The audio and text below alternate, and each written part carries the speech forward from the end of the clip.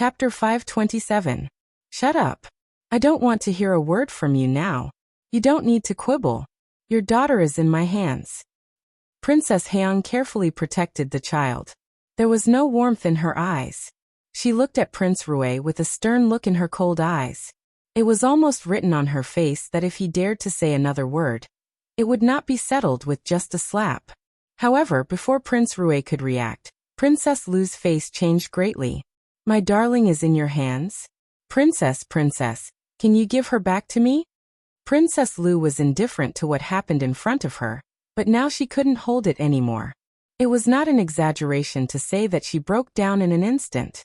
Princess Lu pulled Princess Haeyoung's clothes and knelt in front of her with a sorrowful face. Princess, please give my darling back to me. After she was born, I didn't even have time to look at her before she was taken away.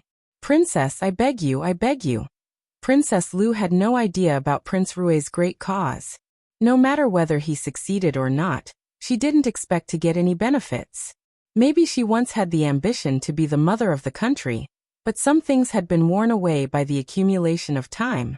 She knew Li Hongming too well. When Princess Lu said this, well, there was no need to say anything. As one of the main characters, he had admitted it. Then there was nothing to say. It was useless to quibble.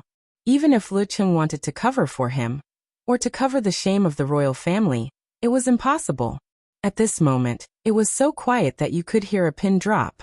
However, everyone had different thoughts. Those who sided with Prince Rue were grieving, while those who opposed Prince Rue were naturally delighted. They couldn't hide their joy and schadenfreude, no matter how hard they tried. They could only use other things to hide it.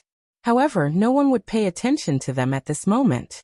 Of course, there were also some who were expressionless and didn't feel the slightest fluctuation in their hearts, because this had nothing to do with them. However, looking at Prince Rue, although he knew that he couldn't escape this time, there was no room for negotiation since Princess Lu had revealed everything. Prince Rue naturally wanted to eat her alive.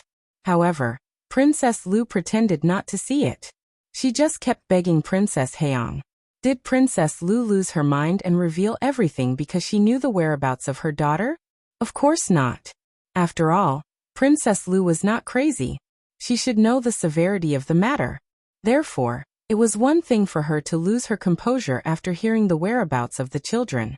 She also did it on purpose. She had completely fallen out with Li Hongming. To some extent, if Li Hongming ascended the throne, it would not benefit her at all. Moreover, because she knew too much, she might be killed at some time in the future. Moreover, as time went by, Princess Lu increasingly felt that Li Hongming's chances of ascending the throne were slim. Instead of this, it was better to take advantage of the current situation. Moreover, if Li Hongming fell, she would have the possibility of keeping her child. Not to mention that she didn't care about their relationship as husband and wife. It was this man who didn't care about his own flesh and blood first. Princess Haeyoung waved her hand to push Princess Lu away, and didn't pay attention to her at all.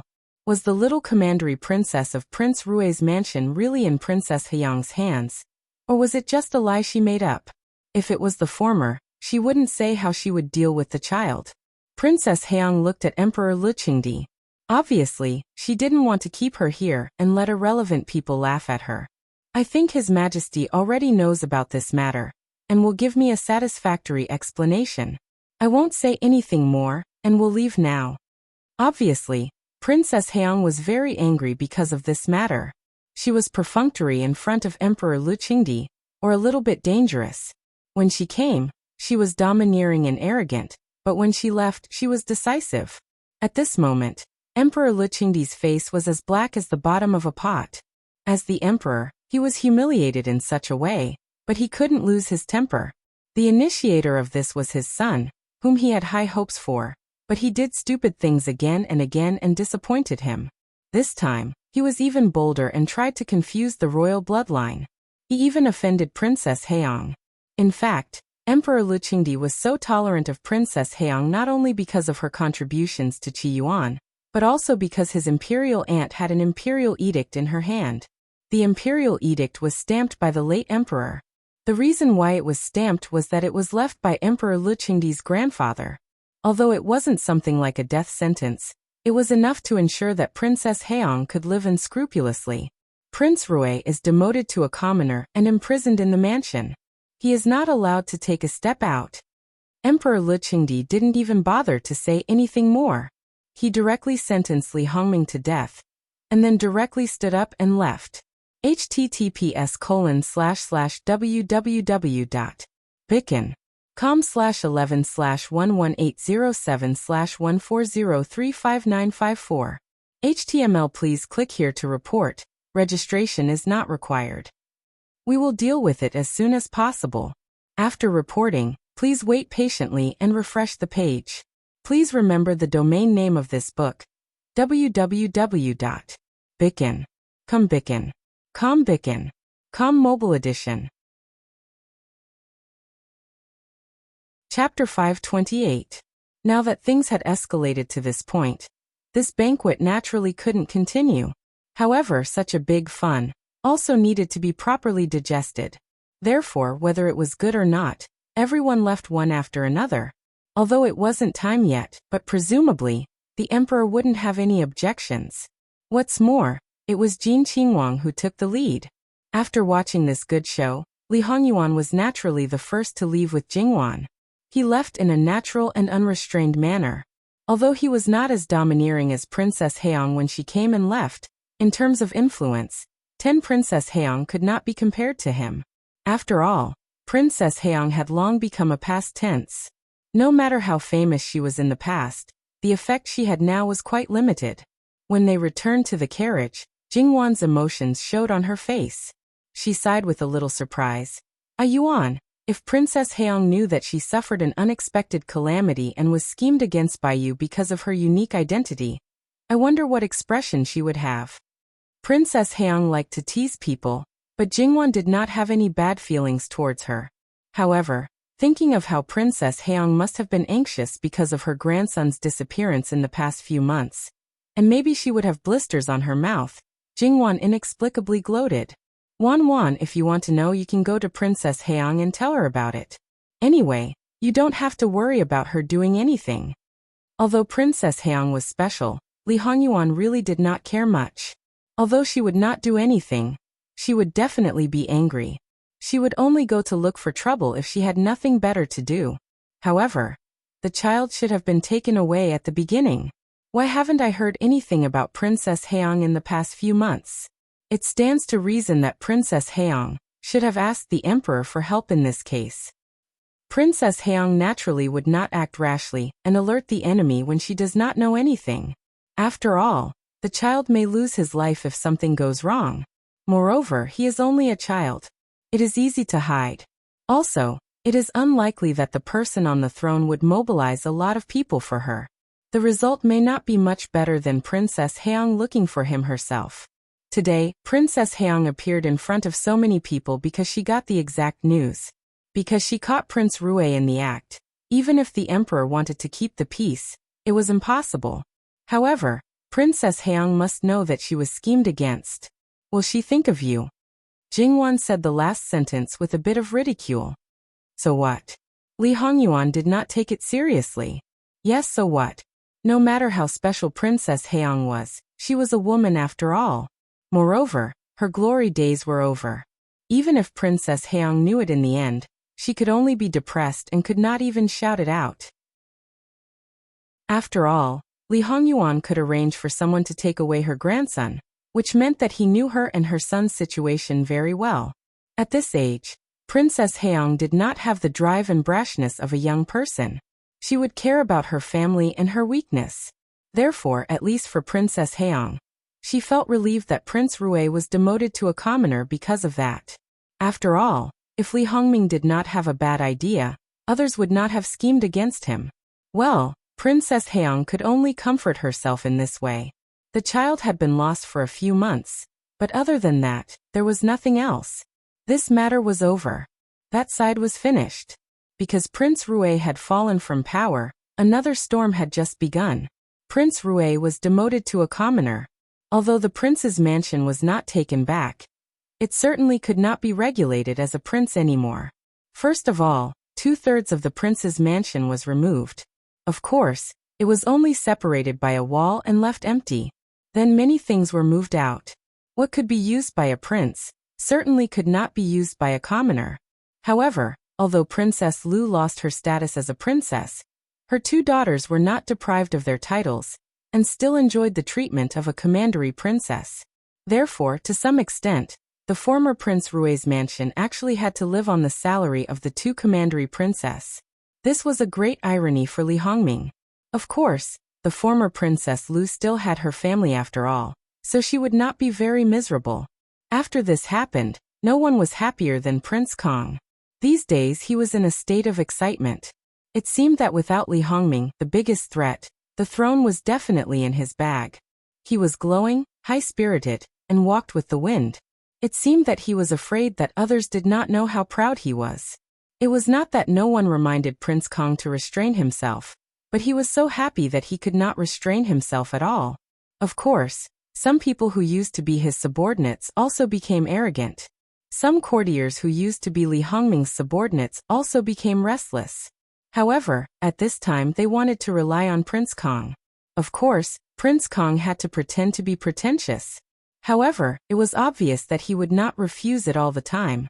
After all, as long as he did not sit on the throne, he could not give up the support of his courtiers. Even if he wanted to settle accounts with them, he could only wait until he ascended the throne. In addition, other princes who were crowned as princes were also secretly working. They tried their best to rope in people, which made them gain some benefits. As for whether they really wanted to rely on Prince Kong, or plan to take it slowly, it was hard to say. https://www.bicken.com/11/11807/141222226. HTML. Please click here to report. Registration is not required. We will deal with it as soon as possible. After reporting, please wait patiently and refresh the page. Please remember the domain name of this book, www.bicken.com mobile edition website, mbicken.com. Chapter 529. Jingwan and Li Hongyuan were still leisurely. However, Jingwan felt that her husband seemed to be a little strange recently. She once wondered if she had lost her attraction to him, because someone had abstained from sex. Jingwan was not joking. From the beginning of their marriage, she had a deep understanding of someone's ability in a certain aspect. Outside of her simple life, he would not indulge in sex every night without restraint. The next time depended mainly on the length of the previous ceremony. It was possible for him to have sex for 2 consecutive nights, but it was relatively rare for him to have sex for 3 consecutive nights. The longest interval was 4 or 5 days. This kind of situation was more common in the Northwest. Because he was busy, he would not indulge himself every time. However, it was different this time. It had been more than 10 days. Was he very busy? Not at all. It could be said that because he had dealt with Li Hongming, he had fewer things to do. However, it did not seem to be true that she was no longer attractive to him. When it was time to be clingy, he was clingy. When it was time to be intimate, he was still clingy. When it was time to be intimate, he was still clingy. Except for the lack of close physical contact, everything was normal. There was no little fairy. Jingwan felt strange in her heart. Then she paid a little attention. It was not that he did not have any desire for her. It was just that he did not overdo it every time. It was not even to the extent before their marriage. Sometimes, when she saw his dark eyes, he wanted to swallow her alive. However, in the end he endured it. From this point of view, there was no problem. Jingwan held her chin with one hand and tapped her face with her fingers. What was going on now? Jingwan's not very strong curiosity was aroused. Although a large part of it was because she was idle, and the other party was her husband, so she could ask for confirmation unscrupulously. Therefore Jingwan began to court death. From time to time she would tease the living king of hell. She even took out the birthday gift she gave him last year again. The living king of hell was never Lu Xiaohui. He caught Jingwan and taught her a lesson. However, he still did not teach her a lesson. In the end he clasped Jingwan's waist, held her tightly in his arms and pinched her chin. Wan, are you lonely? Jingwan's clothes were half undone. Her breath had not calmed down, and the corners of her eyes were obviously red. Hearing this, she squinted at Li Hongyuan. However, her current appearance was really not lethal. Instead, it made the man, who had just vented his desire, restless again. Li Hongyuan kissed Jingwan's lips. Then he picked up Jingwan and prepared to take a bath. And it seemed that he was ready for a truce again. In this way, Jingwan was more and more confused about what this person was up to. However, because she could not get an answer, Jingwan became more and more courageous. She continued to court death in various ways, such as stewing soup for the living king of hell. Li Hongyuan's evil desire was already strong enough. Sometimes he really wanted to directly strip people and give them a good spanking. However, Jingwan occasionally played tricks with a happy smile. Although Li Hongyuan was in a bad mood, he was actually in a good mood. As for being repeatedly asked what he wanted to do, Li Hongyuan was actually still hesitating about what he wanted to do. This was very rare for him, but he still persisted. Well, in fact, this kind of persistence was very uncomfortable.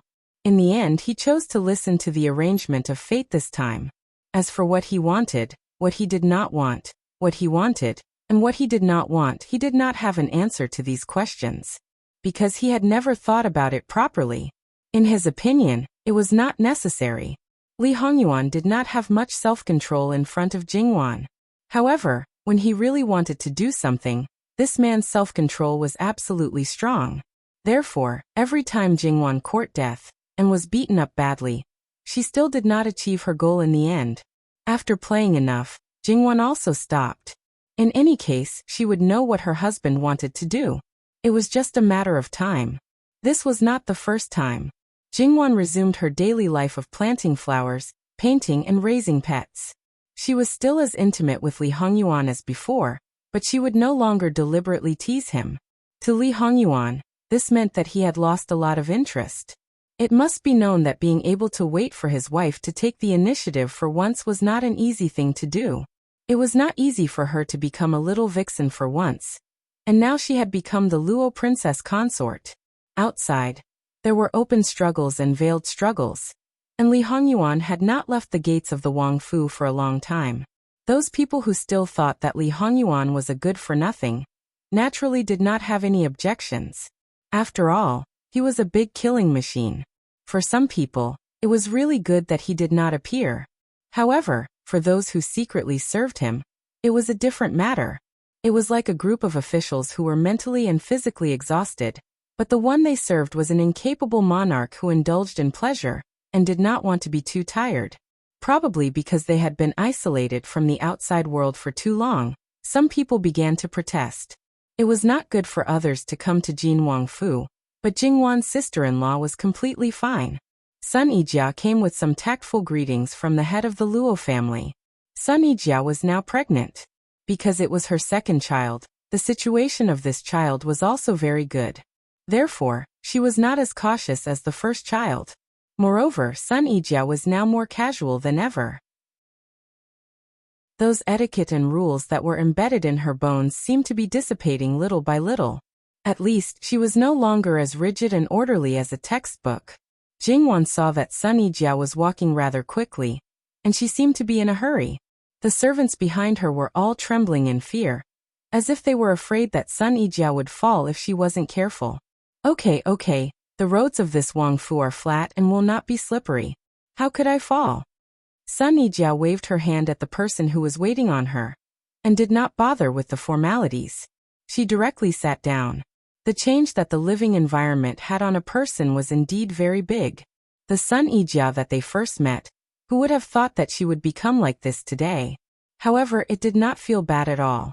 Why did sister-in-law think of coming to the Wangfu? Jingwan pushed the drink that was specially prepared for Sun Yijia on the table. Sun Yijia was not polite and took a sip. The weather was hot. After being pregnant, the body temperature was naturally higher. Isn't it because you have been hiding in the Wangfu for too long? The people at home are all worried, so I came to take a look. Jingwan was speechless. It's just that the weather is getting hotter, and we don't want to go out. What is there to be worried about? I am not worried, but grandfather and grandmother are. Sun Yijia looked at Jingwan and said. Especially grandfather. Recently there have been a lot of things. In my eyes he is definitely a cultured person. Recently he seems to be a bit irritable. Alright, Jingwon understood. You guys should try to persuade grandfather not to work too hard. Until now there has been no news. It seems that he will not go to the summer palace in Cheongda again this year. I will go back to take a look on the 6th of June. Sun Ijia nodded. Little sister Won, what do you do all day long if you don't go out? Cultivate my body and mind. Jingwon took a sip of the special flower tea. Sun Ijia was slightly surprised. She suspected that Jingwon did not understand what she meant. Little sister Won, are you sure? I am sure. Jingwon looked at her and smiled. Taking care of the flowers and plants with the prince, painting some pictures, drinking tea, reading books, and occasionally playing a game of chess. I don't drink wine, wake up early and go to bed early. I do morning exercises every day. These are not cultivating my body and mind. That's really rare. Wasn't it rare that the king of hell was so obedient?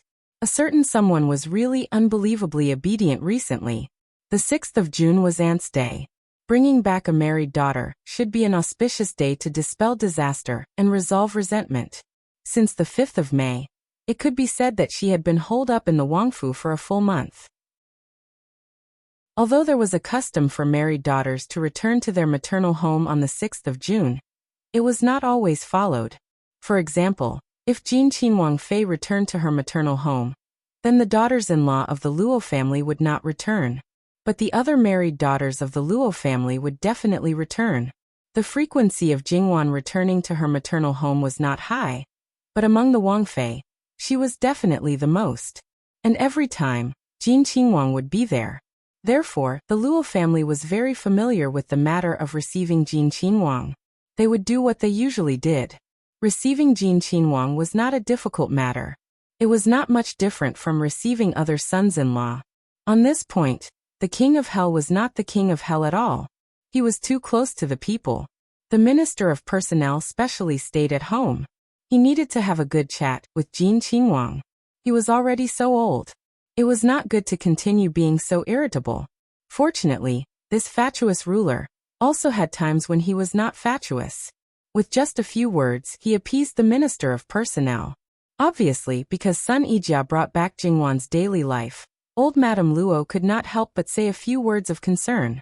Jingwon was more specific. After all, old Madame Luo was an elder. She did not need to be as vague as Sun Ijia when she asked about her grandson-in-law. After old Madame Luo heard it, she did not seem to feel that there was anything wrong and put it aside. Obviously, Jingwon did not say the most important part. Calculating the time, it had been more than 20 days. However, Jingwon felt that it should be about time. What a certain person wanted to do, the answer would be revealed soon. In reality, it was just as Jingwon thought. On the 11th of June, when Jingwon wanted to tidy up and go to bed, she was bitten by her own husband. From head to toe, from inside to outside. For the entire month, Jingwon had already prepared herself to be paralyzed in bed for the whole day tomorrow. However, in reality, it was once again unexpected. A certain person was done in one time, although the time this time was a bit longer. Jingwon turned around. Because of the vigorous exercise, her body was drenched in sweat. She looked at a certain person with his eyes closed. Moreover, from the places where their bodies touched, she could tell that he was very energetic. Jingwon got closer. She reached out and put her hand on his shoulder, rubbing the tip of her nose against his. Ayuan. After the passion, her voice was still a bit hoarse. Li Hongyuan opened his eyes. It was as if there was a ball of fire burning in his eyes. Wan, don't seduce me. How could Jingwon not feel his forbearance? Her slender jade-like hands stroked his body gently. Why are you enduring it? Li Hongyuan almost turned into a wolf, but at the last moment he restrained himself. He grabbed Jingwon's hand and moved his body to prevent the most sensitive part of his body from touching Jingwon's body. In this way, after waiting for more than an hour, Li Hongyuan directly asked someone to prepare water and carried Jingwon to the bathroom to take a bath. Jingwon still didn't know what this man wanted to do, so even if she was a little sleepy, she didn't fall asleep. Tonight, She must find out the reason why a certain person was acting strangely. Before Jingwan could open her mouth to ask, she noticed something. Her heart suddenly jumped and she suddenly thought of a possibility. Yuan, you didn't dissolve the medicine in the water? Looking at Li Hongyuan, her eyes flashed slightly. Li Hongyuan lowered his head and looked at her for a moment. Then, as if nothing had happened, he looked away. Didn't you say before that you have to raise at least one child? Tonight it's up to luck. Jingwan was very surprised. This matter was really too sudden. She thought that the topic of children would really have to wait until after everything had been settled. Perhaps at that time, there would still be some discussion. Now he suddenly... Then the previous month was because he had been using contraceptive pills. Although this pill won't harm the body, Gong Jiu wasn't sure if it would affect the child, so he stopped for a month. Li Hongyuan caressed Jingwan's back from time to time. So that was the case. However, if he could endure for a month, did it mean that he wasn't as against children as she thought? Why are you suddenly thinking of having children? You didn't even mention it before. Jingwan used her finger to draw circles on his body. I told you before that we were husband and wife for one night in our previous life. That night we had a child. Jingwan paused and sat up a little. Looking straight at Li Hongyuan, she asked, "Is it tonight?" Li Hongyuan nodded slightly and didn't say anything. In fact, Jingwan had always been curious about the child, but because she felt that a certain someone didn't like it, she held back and didn't mention it. Was he now thinking of having that child at this time? But he obviously didn't like it. Moreover, even if it's at the same time, it might not be the same child. There are many factors involved. The simplest one is that the physical condition of the me in your previous life and the current me is definitely different. You know. I know. Wan, you don't have to explain too much. The same person raised in different environments will be two completely different people. I don't want to have a son that is exactly the same. Jingwan looked at him with a complicated expression. Since that was the case, why did he choose to have it tonight? In fact, from what he had said before, it could be seen that he attributed part of his own death to that child. Because of this, he really did not like that child. However, he had given birth to that child and had personally raised him for a long time, so he did not hate that child. This was probably a complicated emotion that he could not control. Her husband had never believed in fate, but he couldn't be at ease as long as she didn't pass the trial of life and death. From this point of view, he obviously cared about fate very much. What a contradiction. Was it just because she had Luo Jingwan? Yuan, if I get pregnant, just like in your previous life then. Wasn't he worried that she would be the same in the future? Wan. Li Hongyuan looked at her. His eyes were as deep as a pool that could swallow everything. He seemed to understand her unfinished words in an instant and interrupted her in a rather serious tone. At the same time, if I allow it, it can happen again. If I don't allow it, it can never happen again. https://www.bicken.com/11/11807/142444042. HTML. Please click here to report an error. Registration is not required. We will deal with it as soon as possible. After reporting, please wait patiently and refresh the page. Please remember the domain name of this book: www.bicken.com mobile version reading website, bicken.com. Chapter 530. Because he did not know whether she was pregnant or not. After that, the living king of hell entered the period of abstinence. Jingwan knew the reason and definitely would not go to provoke him again. This desire had been bred, and if it was not resolved, it would inevitably be very uncomfortable. Although it was not that there was no solution, Jin Wangwang obviously did not like it too much. Li Hongyuan did not want to look for himself to suffer, so he also consciously restrained himself. As a result, between the two people, there was a very refreshing period of time. This pattern made the people who served them quite puzzled. For a time, they wondered if there was any problem between the two masters. But looking at their interactions during the day, it seemed that it was not the case. According to Gong Jiu's medical skills, he would be able to feel the pregnancy pulse in about half a month. However, before that, Jingwon almost had a result. Because her body was good, her period had always been very accurate. It was a cycle of 30 days, and there was basically no change. And this time, it was almost the ovulation period, so the probability of pregnancy was actually quite high. Lee Hongyuan hugged Jingwon, his palm covering Jingwon's lower abdomen, gently stroking it. His expression was slightly unpredictable. It's been 3 days. Maybe it really is that little bastard. Give him a little chance, and he will come to this world. Regarding Jingwon's physical condition, as a qualified husband, he naturally knew it like the back of his hand. Jingwon turned her head to the back and looked at his impeccable side profile. She reached out and touched his chin. It's only been 3 days. Since you and I have been married until now. Has it ever been more than 3 days? Yuan, you have to know that a person's mood will actually affect the body. So maybe it's because I have some expectations that it will affect the body's condition? In fact, in Jingwon's opinion, there was a high chance that she was pregnant. She was happy, nervous, and uncertain. This uncertainty naturally came from the man behind her. By the time the child was born, she would be 18 years old. Giving birth should not be a problem.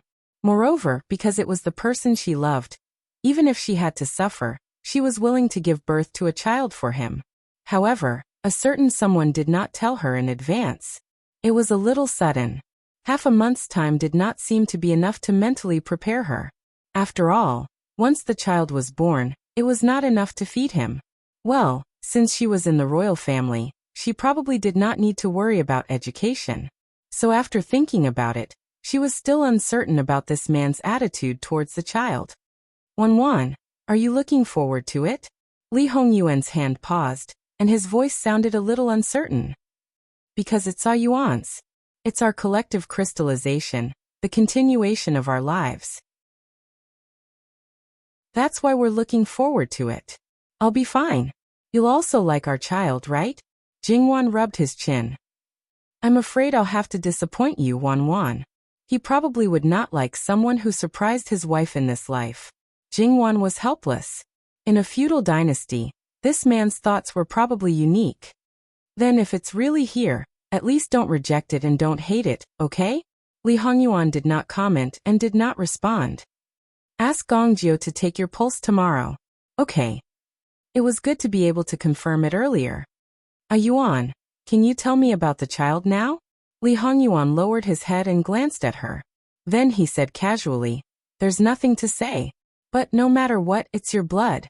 Its temperament is quite similar to yours. It's also outstanding enough. That should be because your officials put in a lot of effort. Whether a person was outstanding or not, there were innate factors, but nurture was more important. Lee Hongyuan suddenly fell silent. It felt a little gloomy. The speed at which he changed his expression was unparalleled. Jingwon didn't know what she had done to provoke him. What's wrong? That little bastard does have a lot of teachers. Do you know who his grand tutor is? From his expression, she knew that it was definitely someone who was in his minefield. It was either Chen Zhengmin or Sun Yilin. And these two people, as long as there was no problem, in a few years, their knowledge was enough to take on the heavy responsibility of grand tutor. However, the possibility of Sun Yilin should be higher, because from what she learned, she had never interacted with Sun Yilin. No matter who it is, the most important credit is still Yuan. Jingwon turned around, hugged his waist and rubbed against him coquettishly. Lee Hongyuan laughed mockingly, but did not say anything. Jingwon's heart was wide open. This man was really sick at the slightest disagreement. Her heart was tired. However, Jingwon had a protective talisman now. Even if a certain someone didn't like the child, he would still care about her health. So in the next 9 months, she might be able to make a comeback and be the master of the family for once. She could ride roughshod over a certain someone. Jingwon touched her belly. In fact, she also liked the child in her belly. It was very unlikely that it was the one in her husband's previous life. Moreover, there was no way to verify it. It was quite a pity about this. The next day, Lee Hongyuan directly sent someone to call Gongjio. In fact, Gongjio already had a guess about Jingwon's situation. Although she still had a straight face, she could not suppress her happiness. No matter what Lee Hongyuan thought, in other people's eyes, A child was the foundation of a woman's life. This had never changed. With a child, their princess would be better. Gong Jiu had always been in a good mood, but the moment his fingers touched Jingwan's wrist for a moment, his eyes flashed. Your Highness, please change your hand. Since Gong Jiu came into the light, he focused on studying medicine. His medical skills had become more and more refined. There was basically no situation that could make him feel the pulse of both hands. So needless to say, some things were basically confirmed. Congratulations to Your Highness, Your Highness, Your Highness. Your Highness is pregnant for more than half a month. Although it is still early, there is no doubt. https://www.bicken.com/11/11807/142444043. HTML. We will deal with it as soon as possible. After reporting, please wait patiently and refresh the page. Please remember the domain name of this book: www.bicken.com. Bicken.com Mobile Edition. Chapter 531. Jingwan gently hooked up the corners of her mouth, and the people around her were all overjoyed. If it wasn't for the rules, they probably would have jumped up. Because they didn't understand the specific situation. They didn't show it on the surface, but they were extremely anxious for their Wangfei. Fortunately, during this period, there was no one else around Li Hongyuan, so they could not show it, but their hearts were always hanging. Now, at this moment, their little hearts finally landed on the ground. Even if this child was a girl, it didn't matter. As long as it could be born, according to the degree of love between Wang Ye and Wang Fei, a young Junju and a young Wang Ye would definitely be indispensable. Jingwan glanced at her own lord husband. There really wasn't the slightest bit of joy of becoming a father. Even Gong Jiu, who was born as a shadow guard, had a trace of joy in his eyes, happy for master. Gong Jiu's heart was actually relieved, because that contraceptive pill had always been concocted by him. Other people didn't know. Wang Ye didn't want an heir, and he couldn't ask the reason. To some extent, the pressure wasn't small, and master hadn't taken medicine from him for a while. When Gong Jiu realized it, he had a lot of expectations, but he didn't expect it to come so quickly. Gong Jiu vaguely glanced at his master. Sure enough, on the matter of having a child, master wasn't the least bit enthusiastic. Others were worried to death, but he didn't care if he had an heir or not. That's right, the consensus of these people in Jin Wangfu was that the reason why their Wangfu didn't have a young master wasn't because of Wang Fei, but because of Wang Ye. Of course, it didn't refer to the body but the mentality. Men who married early. It wasn't that there weren't any fathers at the age of 14 or 15, but at the age of 25, if they still didn't have any children, it was estimated that the whole family would be in a hurry. Those who had the ability, they could carry a pile of concubines into the house. Those who didn't have the ability, the one who would suffer would probably be their wives. As the saying goes, there are 3 ways to be unfilial, but Jin Wangfu was essentially an unfilial son. While Jingwan was helpless, she was also quite happy. To be able to meet this kind of man who put his wife first and put his children aside, it was definitely the luckiest thing for a woman, especially in the current situation. However, Jingwan looked at Li Hongyuan. Although she didn't look happy, she didn't show any negative emotions. This was probably the best result. She couldn't ask for more. If there's anything they need to pay attention to, you can tell them clearly no matter how big or small, Li Hongyuan said indifferently. Yes. Gong Jiu responded, and then left respectfully. At this time, the servants also noticed Li Hongyuan's abnormality. The prince did not seem like he had been without an heir for many years. Now he finally had the attitude of someone who had a child. If it was a normal day, it would not be a big deal to see him like this. But now, it seemed that he was definitely unhappy. His initial joy was immediately discounted, and he began to feel uneasy. Jingwan saw that they were obviously frightened. To serve the king of hell, it was really pitiful. Jingwan waved her hand and let them all withdraw. As for how long it would take for their little hearts to return to normal, it was hard to say. After all, there were many things that Jingwan couldn't explain to them. Once again, only the husband and wife were left in the room. Jingwan turned towards Li Hongyuan. Li Hongyuan hurriedly supported her. His movements were gentler than usual as he took her into his arms. He frowned and said, "You're not alone now, be careful." How can it be so exaggerated? Jingwan didn't know how big a 2-week-old fetus was. According to the last menstrual cycle in her previous life, it was actually 4 weeks old.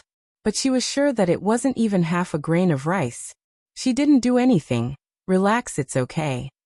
Relax. Li Hongyuan estimated that he wouldn't be able to relax until she gave birth safely. Once again, he put his hand on Jingwan's lower abdomen. As expected, we shouldn't have had it. Why don't we just get rid of it? Jingwan gently patted him and glared at him. What nonsense are you talking about? I'm worried that you will suffer. Li Hongyuan rested his chin on Jingwan's head. Because it's you I'm willing. Jingwan was very happy and blessed to be cherished so much by the person she loved. To be honest, this was something that Jingwan didn't even dare to think about. She reached up and hooked Li Hongyuan's neck. She rubbed it up and down as if she was comforting him, but also as if she was just enjoying this kind of intimacy. After all, it's rare to have a difficult delivery like Ing Shuang. When you're nurturing the fetus, be careful and prepare the best doctor and midwife in advance. Trust me, nothing will happen. Li Hongyuan didn't say anything. He just hugged Jingwan quietly. After a while, Jingwan sat up straight. She narrowed her eyes and looked at Li Hongyuan with a little mischievousness. Yuan, you're worried about me. Also, I won't be able to serve you for a few months. Are you unhappy? Li Hongyuan gave her a light smack on her butt. Behave yourself. I can't deal with you now. I'll put it all on your tab. When the time comes, do you want to settle it all at once or separately? Wan, you'd better think carefully. Jingwan, who had wanted to take the opportunity to be arrogant, immediately wilted. For the sake of her own life, she should forget about it. Originally, because of the little bastard in Jingwan's belly, Li Hongyuan had already been wronged. In the future, he would be wronged for a long time. And in the future, whether it was a boy or a girl, there was a high chance that they would snatch her from him. At least when the child was young and didn't know anything, his wife would most likely be on the child's side. The more he thought about it, the darker his face became. Was he looking for trouble for himself? He, Li Hongyuan, also had a time when he did such a stupid thing. Li Hongyuan stroked Jingwan's belly a little harder. On the other hand, Jingwan did not feel anything. However, when she saw the expression on someone's face, Jingwan sighed in her heart. From this moment on, she was destined to not be a qualified mother. If she gave too much time to her child, then her child was destined to not be able to gain the love of his father. As a proud son of God, he might even lead a miserable life. Jingwan's hand covered Li Hongyuan's hand and lit 32 candles for the little thing that couldn't be any smaller. She silently apologized. In the future, she could only try her best to make time. After all, the child's father was going to be the emperor. When he was going to be the emperor, no matter how much work he did, he definitely had to make time every day to be busy with official business. Jingwan touched Li Hongyuan's cheek and smiled softly. The child is only a part of our life. She has a longer life to belong to itself. But no matter what, in my heart, at all times, you are the most important. Jingwan decided to smooth his hair first. Of course, her words were not mixed with any exaggeration. Li Hongyuan was probably really pleased, and his face eased a little. Jingwan nestled in his arms again. Grandmother and the others have been looking forward to it. Should we tell them now, or wait until the baby is stable? There was no doubt that although Jingwan had told grandmother and the others about the child, even if they understood, it didn't mean that they weren't worried at all. It's a little early now. There's no need to wait until the baby is stable. There's no reason for our child to have a problem. But let's wait for another half a month. At least it'll be clearer. Well, I'll listen to you. The couple was warm here, but the others were not so happy. On one hand, they were happy, but on the other hand, they were conflicted. Of course, there were also people like Gong Jiu and Gong Mama. They were purely happy because they were very clear about the importance of Wang Fei to Wang Ye. Worrying about Wang Fei was completely superfluous. Gong Mama had actually learned how to take care of pregnant women, but what she learned before was only theoretical knowledge. There was no real practice. so she had to understand as much as possible. Naturally, she would not let Gongjiu go. It was true that Gongjiu's medical skills were good, but in the field of gynecology, he was still not as good as those who specialized in it. But now, for Wang Fei and the little master, he would definitely study it carefully. When Jingwan gave birth, maybe another gynecologist would be born. Without the master's order, the people below would certainly not dare to spread it. However, the people closest to Jingwan could still be told. For example, the few servant girls who had been married off would definitely be happy for Jingwan. As long as they were conflicted, they would temporarily put it aside and do their best for Wang Fei. Therefore, when outsiders still didn't know, the entire Jin Wangfu had already revolved around Jingwan. Although most of the servants still didn't know the specific situation. https://www.bicken.com/11/11807/14363147. HTML chapter error. Click here to report. No registration required. We will deal with it as soon as possible. After reporting, please wait patiently and refresh the page. Please remember the domain name of this book, www.bicken.com mobile edition reading website, and bicken.com. Chapter 532. However, although Baishao was busy, she did not wander around in front of Jingwan. Because she knew that if her Wang Fei saw her, she would definitely be ordered to go back and nurture the fetus. Baishao and He Mei had followed their father through the mountains and forests since childhood. Later on, their family changed and the journey was hard. Later on, she was brought back by Li Hongyuan to be nurtured. It was only when she reached Jingwan's side that she had a lot of free time. However, Baishao's nature was one that could not stop. She worked herself into a life of toil. When she was bored, she did not feel bored. Even when she was pregnant, it was still the same. However, her condition had always been good. It was probably because of this that bodyguard Qian did not complain to Jingwan. Jingwan entered the nurturing mode. In fact, it started from that night when she was completely unsure whether she would be pregnant or not. The most obvious point was that Jingwan stopped her morning exercise from that day until the next morning. Now that she was sure that she was pregnant, it was impossible for her to have any large movements. Other than that, Jingwan's daily life did not change.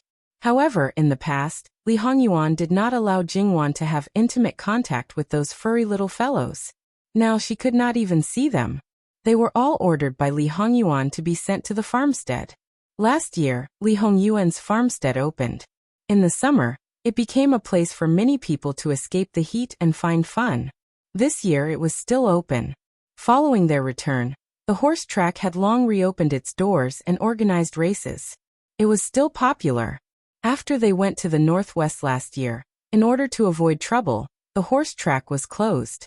It was not that no one tried to find another place to race horses, but in the end, it was far from being effective. The other members of the imperial family either did not have enough weight, or did not have the courage to take the lead. After tasting the wonderful taste of a large-scale race, that kind of small-scale race was naturally lacking in interest. The original layout of Jinqinwang Fu meant that there were relatively few houses. Because there were many flowers and trees, the temperature was relatively low compared to other manors. Moreover, in specific locations, there were flowers and trees that repelled mosquitoes and insects. The fragrance would not affect people. Even if one did not go to the country estate, staying in Jinqinwang Fu was still relatively comfortable. However, after a while, Jingwan began to feel helpless again. It was all because a certain someone was too strict with her.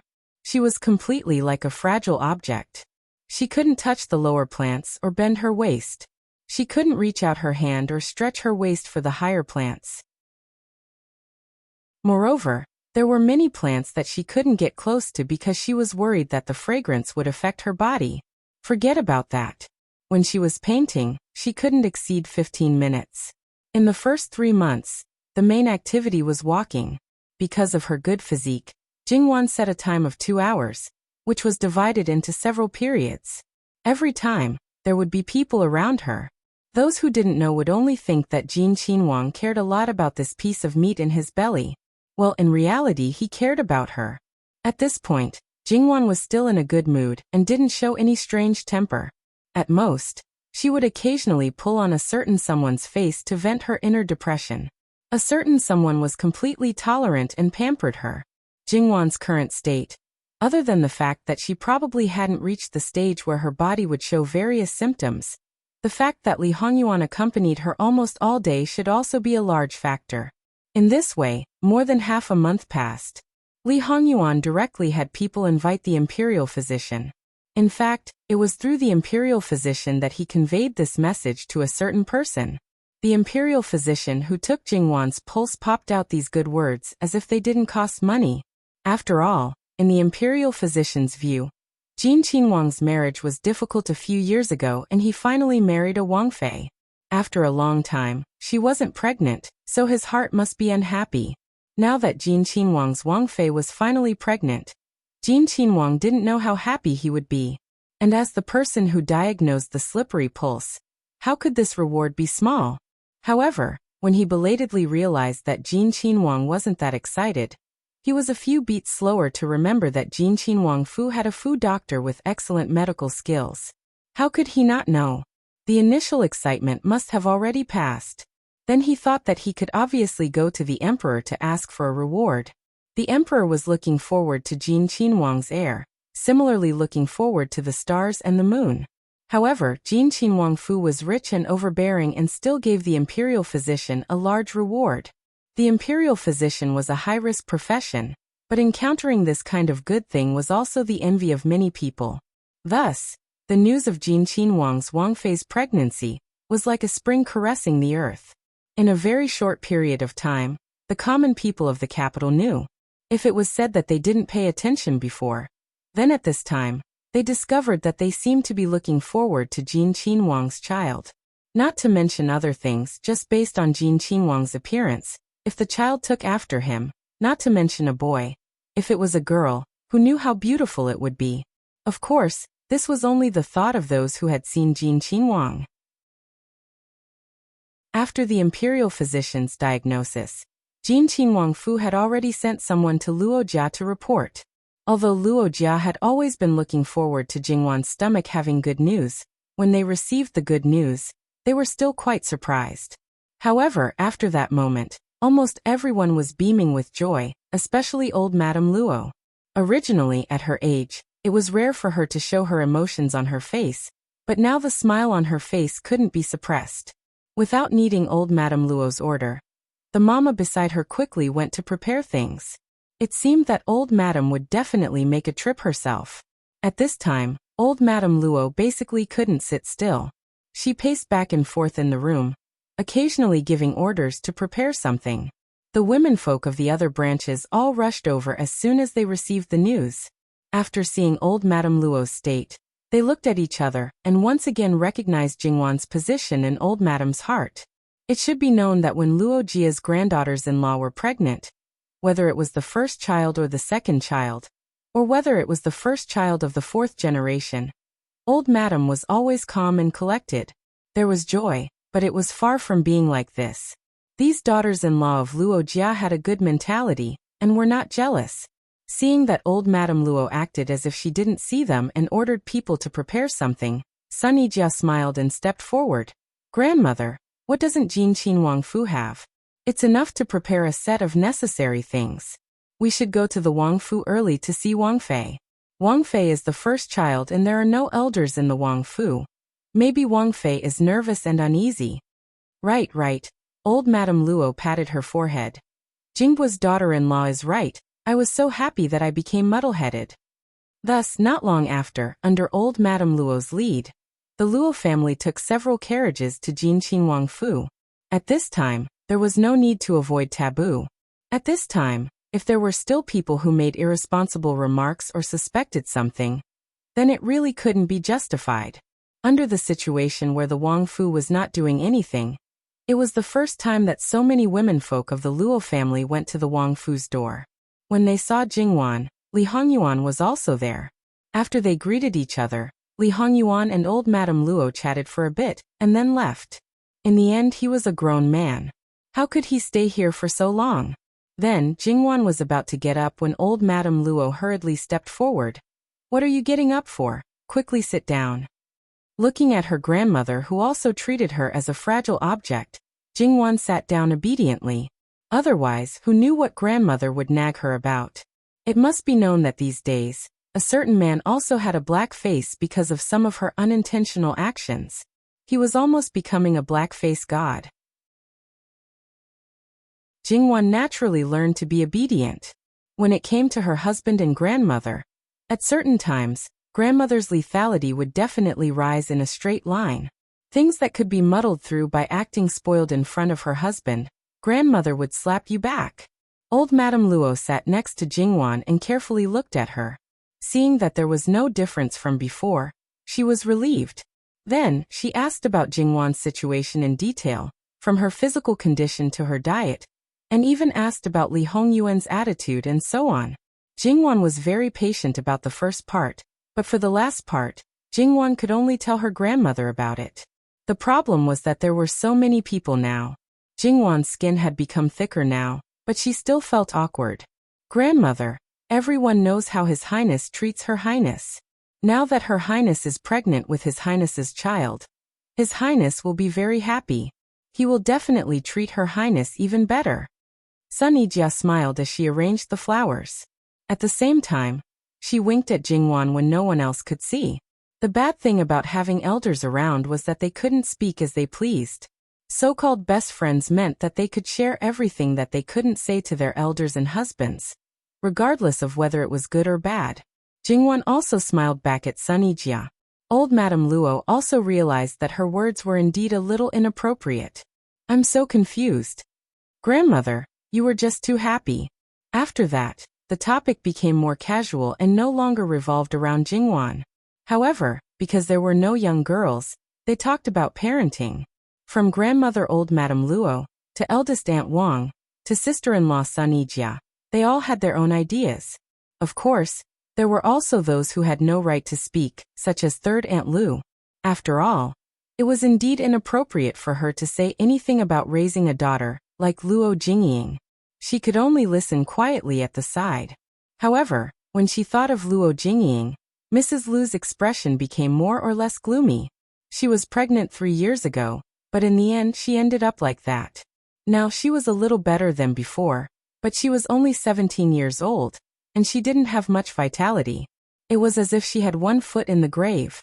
She didn't know what would happen if she continued like this. There was a meal in the prince's mansion, and the Luo family didn't go back until most of them had left. Under normal circumstances, the maternal family would send the pregnant daughter away at this time. They would send experienced nannies and perhaps young and beautiful maids. It went without saying what they were for. However, when it came to Jingwan's matter, Mrs. Zhang could only stand aside. Everything was decided by old Madame Luo. However, old Madame Luo didn't seem to have thought of this and didn't mention it at all. After returning to the Luo family, Mrs. Zhang struggled for a while, and finally decided to talk to her mother-in-law. "What are you doing here?" After half a day of settling down, old Madame Luo had returned to normal. "Mother, I saw that Wanwan's maids are all dressed up as young girls. We all know Wanwan's character. Before she got married, she didn't like concubines. But now that Wanwan is pregnant, how can she serve His Highness? If Wanwan is stubborn and refuses to give face to her maids, won't she be hostile to His Highness? So, what do you want to do?" Old Madame Luo said coldly. Mrs. Zhang noticed that something was wrong with old Madame Luo, but she didn't know the details, so she could only bite the bullet. "Should we send 1 or 2 people directly to Wanwan? Then wait for your daughter to hate you for the rest of her life." Old Madame Luo was angry. This daughter-in-law still didn't make any progress. "Just take care of your husband. Don't worry about anything else." Mrs. Zhang felt wronged. She knew that her daughter didn't like it, but she couldn't be estranged from her husband just because she didn't like it. The husband and wife had to spend the rest of their lives together. Was Mrs. Zhang's idea wrong? In fact, it was not wrong. 9 out of 10 mothers had the same idea. From this point of view, old Madame Luo still understood her. However, the more it was like this, the more it could only prove that Mrs. Zhang wasn't close to her daughter. Because they weren't close, she didn't know anything about the situation. Under normal circumstances, after the husband promised to be together for the rest of his life, wouldn't the first person he shared with after returning to the maternal family be his own mother? However, Mrs. Zhang didn't know anything about Jingwan, so she came up with a bad idea at this time. Jingwan and Mrs. Zhang weren't close, and old Madame Luo never thought that it was Jingwan's fault. Okay, go back and do what you need to do. Don't think too much. Just wait for your grandson or granddaughter in the future. Old Madame Luo said and looked at her a few more times. Don't make decisions and do stupid things. Mrs. Zhang felt even more wronged. She really didn't think of making decisions. Otherwise, she wouldn't have come to old Madame Luo. Why are you still here? Are you waiting for me to ask you to stay for dinner? Daughter-in-law will take her leave. Mrs. Zhang had to leave. It had to be said that old Madame Luo's attitude towards her was not good. If it didn't involve anything, it would be peaceful. But if it did, Mrs. Zhang would be scolded. Mrs. Zhang was used to it and didn't get angry with old Madame Luo. However, she was still worried about Jingwan. She was afraid that she would be too stubborn and have a conflict with Li Hongyuan. The other party was a prince. If there was a conflict, the family couldn't support her. At night, she went to find her husband, Luo Rongyan. This time, Luo Rongyan climbed up the ranks faster. Originally, it was just an idle position. Now he was a member of the 5th rank. It could be said that he jumped several times in a row. Although it was still not obvious in the capital, he had entered the circle of officialdom. Luo Rongyan was never a stupid person. Even if he didn't know clearly, as long as he was willing to think about it, he could basically know most of it. In particular, there were many things that Luo Peishan didn't say clearly, but he didn't hide it too strictly. As long as he was careful, there would be clues. Don't think so much. Our daughter and the prince will be fine. Our daughter has always been opinionated. She knows what she is doing. If you interfere, you may cause trouble for her. You just have to live your life peacefully. Is there really no problem? There is really no problem. Luo Rongyan said with certainty. After he said so, Mrs. Zhang was relieved. In her life, the person she trusted the most was probably Luo Rongyan. Lu Qingdi also gave a big reward that day. Basically, it could be seen that he was very happy. Jingwan's special honor was when Princess Kong was pregnant. Lu Qingdi's first grandchild received a reward, but it was far less than what Jingwan received now. However, there were 2 palace maids in the reward, which made people unhappy. https://www.bicken.com/11/11807/143798816. HTML. Please click here to report. No registration required.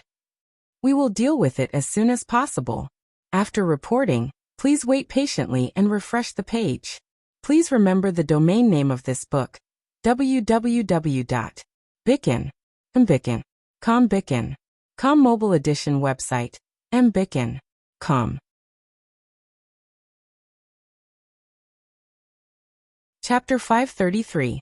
In such a large Wangfu, there would certainly be a lot of people, especially Jin Qinwang, who was somewhat picky. If there were fewer people, they would certainly not be able to meet his requirements. The best job was of course to serve the 2 masters in the main courtyard. However, those who could enter the main courtyard would certainly be the minority of the minority. They would be carefully selected and exceptionally strict. Even if Jingwan's several head maidservants were married, they would have long been supplemented.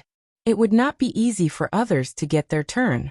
When Jin Qinwang wandered around the courtyard, he was basically accompanying Wang Fei. At other times, even his shadow could not be seen. How could they meet and hook up? The road to the main courtyard was also blocked. Therefore, even if some people had some ideas, they did not have the conditions to implement them. But the situation now was not the same. Wang Fei was pregnant and could not serve Wang Ya. Moreover, according to Wang Fei's temperament, the possibility of her opening the faces of the people around her was very small. Otherwise, she would have opened the faces long ago. Then their opportunity would come. You say, there were many young ladies of noble families outside. However, other than Wang Fei, their Wang Ya had to be restrained by the title of Wang Fei. Thus, the range of choices was very small. And could the young ladies of ordinary families compare to the delicate skin and tender flesh of their Wangfu's maidservants? Thus, rather than looking outside, it would be better to choose from within the Fu. Thinking so beautifully, it seemed that she had also thought of all aspects. It seemed that she did not think that Jin Qinhuang would abstain from sexual intercourse. Therefore, after learning that Jingwan was pregnant, in just a short span of 1 or 2 days, the entire Jin Qinhuang Fu became somewhat unstable. It seemed that suddenly, there were many young and beautiful maidservants in the Wangfu. Originally, it was a hot summer day, wearing thin clothes, that figure was more and more reflected. Exquisite and exquisite, stepping on the bottom line to dress themselves up. It was truly a gorgeous display of flowers, allowing many people to feast their eyes. As usual, Jingwan was taking a stroll around the prince's mansion. When she saw this scene, her first reaction was, did the prince's mansion pick people from the farmstead? The servants in the prince's mansion were either from the farmstead or from the imperial household. Princess consort he didn't. Granny Gong said coldly. It was said that a pregnant woman would be dumb for 3 years, but Jingwan's IQ was still online. She just didn't react before. After all, she was too free and unfettered with her own husband. There were no mistresses or mistresses, so she almost forgot about the existence of these creatures. Thus, she forgot about the duties that a virtuous and virtuous Wang Fei should fulfill. She forgot, but many people would not forget. The most obvious one was Lu Qingdi. Even though Jingwan still didn't know that Lu Qingdi had sent 2 palace maids as gifts. Those 2 palace maids that made the living king of hell unhappy had already been dealt with.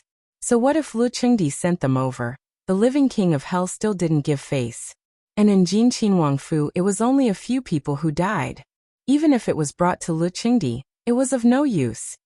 Did the living king of hell still need a reason to kill people? And the others would remind her in various ways. Jingwan understood in a flash. It was just that as a wife, being pregnant was already hard. She had to take the initiative to arrange someone to warm her husband's bed, so as to not let her husband feel wronged. She couldn't be angry, she couldn't be jealous, otherwise she would be unvirtuous. Nonsense, what the hell were these things? Pregnant people, because of endocrine imbalance, would have emotional changes. Their emotions might be uncontrollable and fluctuating. Jingwan seemed to be a little affected now, her eyes becoming a little gloomy. Granny, go gather all of them. Jingwan suddenly smiled. Granny Gong had served Jingwan for several years, and was naturally clear about the changes in her emotions. Thus, at this moment, she clearly felt that there was something wrong with Jingwan. But so what? It was normal for pregnant people to have strange changes. In any case, even if Wang Ye didn't order, they would completely obey Princess Consort. Yes. Thus, in the entire Prince Yu's mansion, all the unmarried women over the age of 13 were gathered, even the inferior maids were no exception. These people were a little confused at first, but when they saw Princess Consort sitting in the pavilion, some of them seemed to spontaneously understand the whole story, and they couldn't help but be excited. However, at the same time, those smart people seemed to be a little uncertain about how to appear in front of Princess Consort while they were excited. From Wang Ye's point of view, he should like Princess Consort the most. Otherwise, why would he favor Princess Consort the most? But now they were facing Princess Consort. No woman would like someone who looked like her. Based on the current situation, if they wanted to stand in front of Wang Ye, they had to go through Princess Consort first. Thus, imitating Princess Consort wouldn't work. Women were born jealous and didn't like women who were prettier than them. So, it was impossible to be prettier than Princess Consort.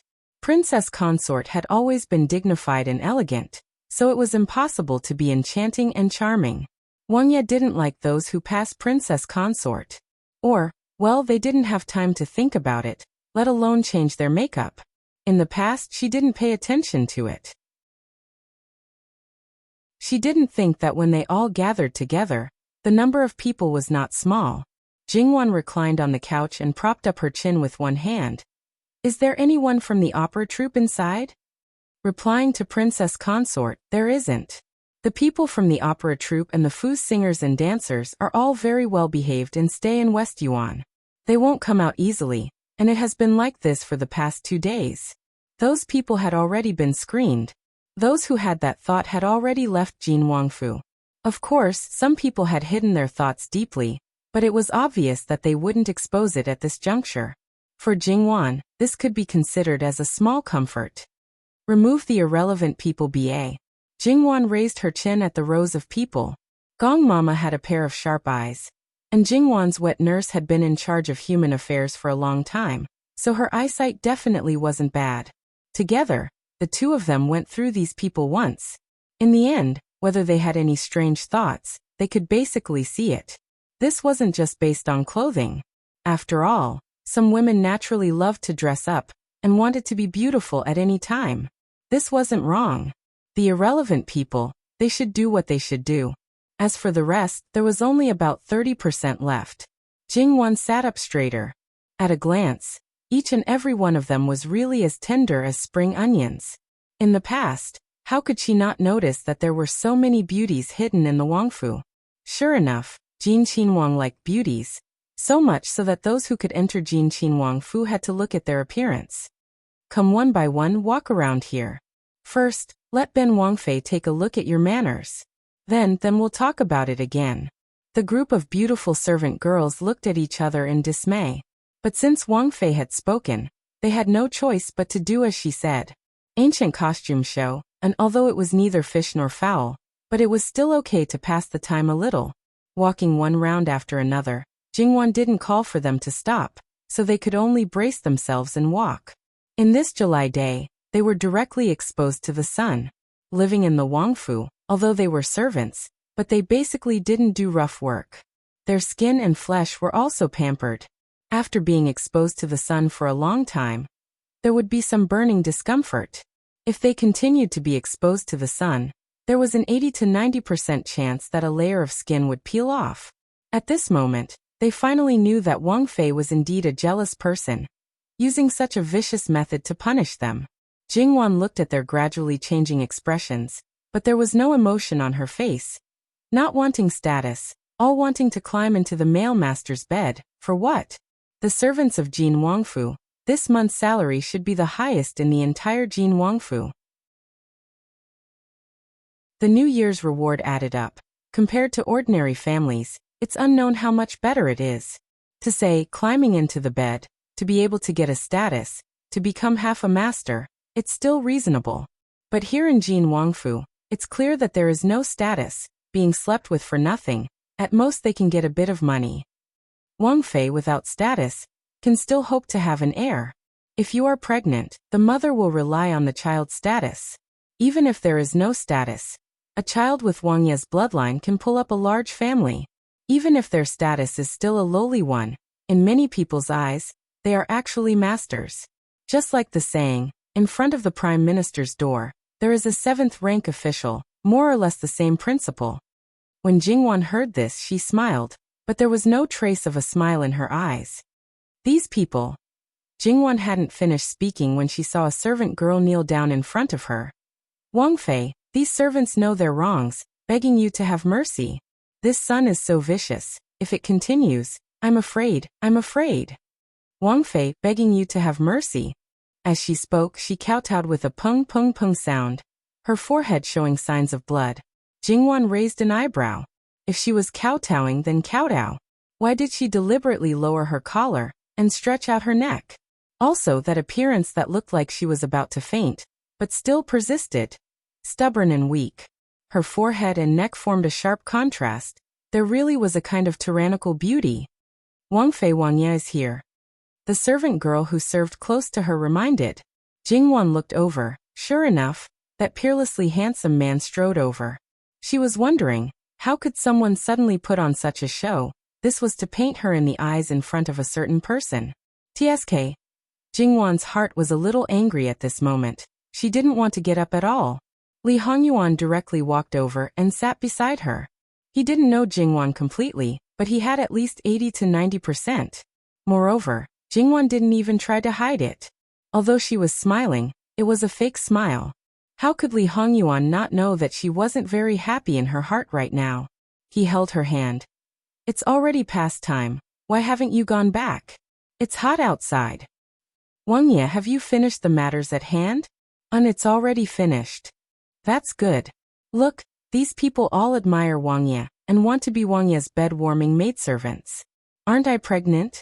They say it's to solve my problems. Outsiders definitely don't know what Wangye likes better than you. If you see someone you like, just take her back. Even if you can't give her a status, I can make the decision to set up a few tables for her. It was Li Hongyuan's first time seeing Jingwan's eccentric appearance. His eyes slid around her belly. Was it because she was pregnant that her temper became strange? Under normal circumstances, Li Hongyuan couldn't help but fiercely teach Jingwan a lesson. Let her know that she couldn't eat carelessly, let alone speak carelessly. Reaching out, he gently hugged Jingwan into his arms and leaned close to her ear. What kind of woman this husband likes? Wanwan knows better than anyone else, right? How much Wanwan owes this husband remembers it all. When you give birth to this little bastard, this husband will make you pay back the principal and interest. Jingwan bluntly rolled her eyes at him. Li Hongyuan rubbed her cheek with the tip of his nose. Wanwan originally only needed to think about this husband in her heart, but because of this little bastard, Wanwan has already neglected this husband a lot. Now, do you still want to be angry with this husband because of an unrelated person? Li Hongyuan directly raised the end of his words, low and sexy, and his warm breath sprinkled on her ear. In an instant, Jingwan's body went limp. The summer heat, coupled with the high body temperature of a pregnant woman, made her feel even hotter. She seemed to be covered in fine beads of sweat from head to toe. Bastard, after knowing so much. How could he not know that the first 3 months couldn't have intercourse? Alright, it wasn't just about intercourse. It was because she couldn't have too much physical pleasure. If her uterus contracted violently, it could cause harm to the child. Jingwan reached out to push him away. Stay away, it's so hot. If it's hot, then go back. Li Hongyuan ignored the other's gazes and directly carried Jingwan up. Jingwan didn't struggle. Whether it was her strange temper or jealousy, she didn't care. She wrapped her arms around his neck and leaned on his shoulder with a clear conscience. Just send these people to the manor. Don't do unnecessary things. Just treat it as praying for the child. If he continued to let them stay in the prince's mansion, he didn't know what kind of trouble they would cause. It was better to send them away. Although they wouldn't cause any trouble, they would more or less annoy him. Muan will handle it. Without any special instructions, Muan stayed until the end. When Li Hongyuan and the others completely disappeared, eunuch Mu, who had no sense of existence before, straightened his back, and his momentum rose sharply. His feminine face was now gloomy and cold, and his eyes were extremely sharp. He looked at these maids who had wild thoughts. Those who met his eyes all shivered. They were really pitiful, as if the most tender twigs were hit by the violent wind and rain, and had their leaves and branches broken. Instead of pretending to be weak and pitiful, one by one they couldn't stand it. Their legs went soft, and they knelt on the ground. Eunuch Mu walked to the maid who slandered Jingwan, squatted down, and reached out to clasp the back of her neck. B***th. How dare you slander the princess and try to climb up the social ladder? Eunuch, I didn't. I really didn't. Eunuch. Her begging for mercy turned into a scream in an instant.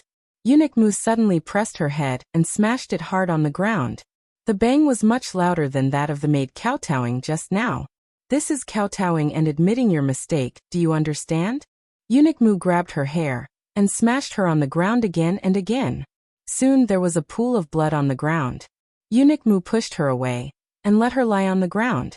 Obviously she had fainted. It seemed that she might not die. After all, the princess had said not to kill anyone. However, it was hard to say whether she would become a fool or not. Eunuch Mu stood up and slowly wiped his hands with a handkerchief. Send all of them to the villages and other places. https://www.bicken.com/11/11807/143798819.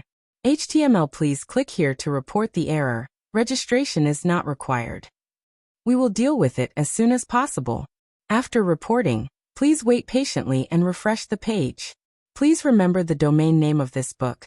www.bicken.com mobile edition website bicken.com. Chapter 534. The others were shocked by Eunuch Mu's ruthlessness. Even if they were going to be sent away, the words of begging for mercy were stuck in their throats, because intuition told them that if they opened their mouths at this time, they would definitely not have a good end. They were afraid that they would be more miserable than those who were beaten up by Eunuch Mu, because they were not sensible. Eunuch Mu was satisfied with the cleverness of this group of people, but he still looked at them as if he was looking at a group of dirty things. It seemed that his eyes would be dirty if he looked at them more. Send these people away immediately, Eunuch Mu ordered. There were many people in the prince's mansion, so naturally, there were people to do all kinds of things. But as soon as this matter came out, those who still had thoughts in the prince's mansion all stopped. They couldn't climb up the ladder of riches and honor. Instead, they completely lost it. It was really not worth the loss. It should be known that in Prince Jin's mansion, as long as they were obedient, they could live more comfortably than any other mansion in the capital. The monthly salary was also first class. Now that the princess was pregnant, in order to accumulate blessings for the child, they just drove those people out. If there were still people who made trouble, it would not be so simple. This incident wasn't a small one, but it wasn't a big one either. However, there were a lot of people and they didn't use any special methods to send them away. Someone was bound to notice it. Hence, Jingwan was once again pushed to the heart of the storm after this incident. Jealousy, viciousness, nothing more than these. In Jingwan's case, this was not the first time. After a period of time it stopped. Even Jingwan herself, after listening to it, there was nothing new. Even if the world knew that Jin Qinhuang loved Jin Qinhuang Fei, it was because he did not want anyone else. But as long as there was no one else by his side, then Jingwan was destined to always bear the name of jealousy. This name, perhaps, would fade after many years. Lu Qingdi also heard some of it. At first, he was very satisfied with Jingwan because she was the only one around Li Hongyuan. But now that Jingwan was pregnant, the most Lu Qingdi could do was to send 2 palace maids. He couldn't do anything more. Moreover, he really couldn't get involved in Li Hongyuan's affairs. He was helpless about this. As a father, he was not willing to admit it, but this was the truth. The matters in the northwest were almost done. There were still some small follow-up matters that could only be done slowly. Lu Qingdi didn't care about those matters anymore. What he cared about was Fu Yenting. However, after Fu Yenting came back, he delegated his power very straightforwardly. Now he was purely an idler and didn't leave the house easily. Even if Lu Qingdi wanted to find trouble, he couldn't do it.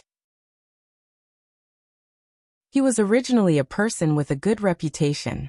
In this situation, even if he wanted to put a groundless charge on someone who didn't care about his reputation, he probably wouldn't succeed. Therefore, Lu Qingdi could only grit his teeth. In addition, Lu Qingdi had always wanted to see the Imperial Gui Fei. Unfortunately, Great Master Liaochen had always avoided meeting him. Previously, he couldn't get away from the war. Now that there was nothing to do, Lu Qingdi felt as uncomfortable as a cat. He sent people to White Dragon Temple again and again. It was obvious that if Great Master Liaochen kept delaying the meeting, Lu Qingdi would flip out sooner or later. Even if Great Master Liaochen was an eminent monk with a reputation all over the world, he wasn't afraid of offending the emperor. Perhaps it wouldn't be difficult for him to escape. However, there were many people in White Dragon Temple, and they weren't like Great Master Liaochen.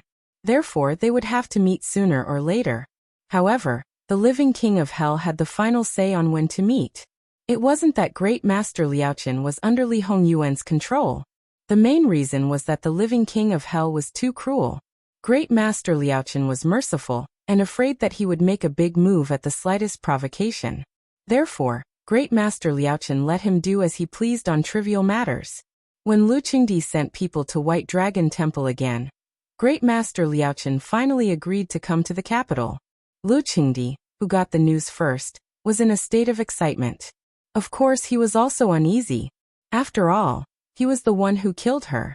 Lu Qingdi denied this to the world, and couldn't distort the truth in front of the person involved. Great Master Liaochen stayed in the palace for 3 days. Lu Qingdi built a temple especially for him. Speaking of which, although the imperial noble consort lived in Qin Shufei's body and didn't affect her, she was still a spirit. If Great Master Liaochen wanted her to show her physical body, it would be best to do it in the middle of the 7th month, when the yin qi was at its thickest. However, Great Master Liaochen was different. He didn't specially prepare anything, and didn't choose the middle of the 7th month. Lu Qingdi was burning with impatience. Great Master Liaochen fulfilled his wish and told Lu Qingdi that any time was fine. This time, Lu Qingdi hesitated.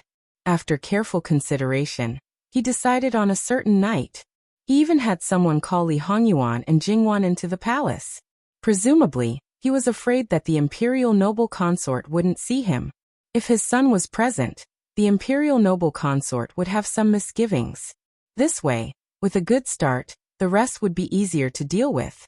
It wasn't that Li Hongyuan hadn't seen the imperial noble consort before, but that was when she was dying in her previous life. He didn't pay much attention to her condition then. The last time he met her, she was using Qin Shufei's body. As such, Li Hongyuan was also a little interested in meeting her. In comparison, Jingwan was more interested. She was once recognized as the #1 beauty. When she passed away, she was only in her early 20s. She was in the prime of her life, and her beauty must have been at its peak.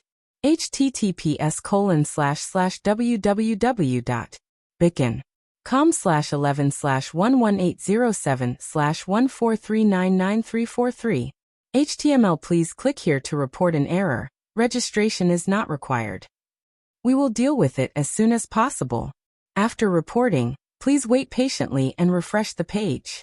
Please remember the domain name of this book, www.bicken.com. Bikugo mobile reading website mbicken.com. Chapter 535. Master Liaochen's business as a charlatan was undoubtedly brilliant. However, wasn't Taoism more professional? Did Master Liaochen cross over into another profession? Or was he developing in many different fields? She didn't know how it would begin, or what the process would be. Jingwan sat beside Li Hongyuan and began to daydream. When she thought of the imperial noble consort, she felt an inexplicable sense of nervousness, like an ugly daughter-in-law meeting her parents-in-law. She was thinking too much, but because no one would pay attention to her. Her husband? That didn't matter. He had seen all kinds of things. As a result, Jingwan's expression changed unpredictably. Speaking of which, this was probably a negative attribute that appeared after Jingwan became pregnant. She could do whatever she wanted, and naturally didn't have to deliberately control her expression. Li Hongyuan glanced sideways at Jingwan. He had seen Jingwan's new attribute before. He reached out and pinched Jingwan's face, bringing Jingwan back to reality. Jingwan looked at Li Hongyuan in confusion. What's wrong? Jingwan didn't realize it herself, but in Li Hongyuan's eyes, his wife had become dull after becoming pregnant. However, this wasn't too serious. It only appeared occasionally and wouldn't be noticed if one didn't pay attention. However, this small flaw, in Li Hongyuan's eyes, was an unexpected attraction. It could be considered as compensation for his grievances. Just as Li Hongyuan was about to speak, a sudden gust of wind blew through the open door. It reminded Jingwan of a certain scene in a novel. However, she didn't feel cold. A cool summer breeze was quite comfortable. However, did this mean that the heavenly beauty was about to appear? Jingwan's gaze turned to Master Liaochen. It seemed that he had been sitting there chanting all this time. Apart from that, he hadn't done anything else. Could it be that just by doing this, he could make the spirit that lived in someone else's body leave the body and manifest itself?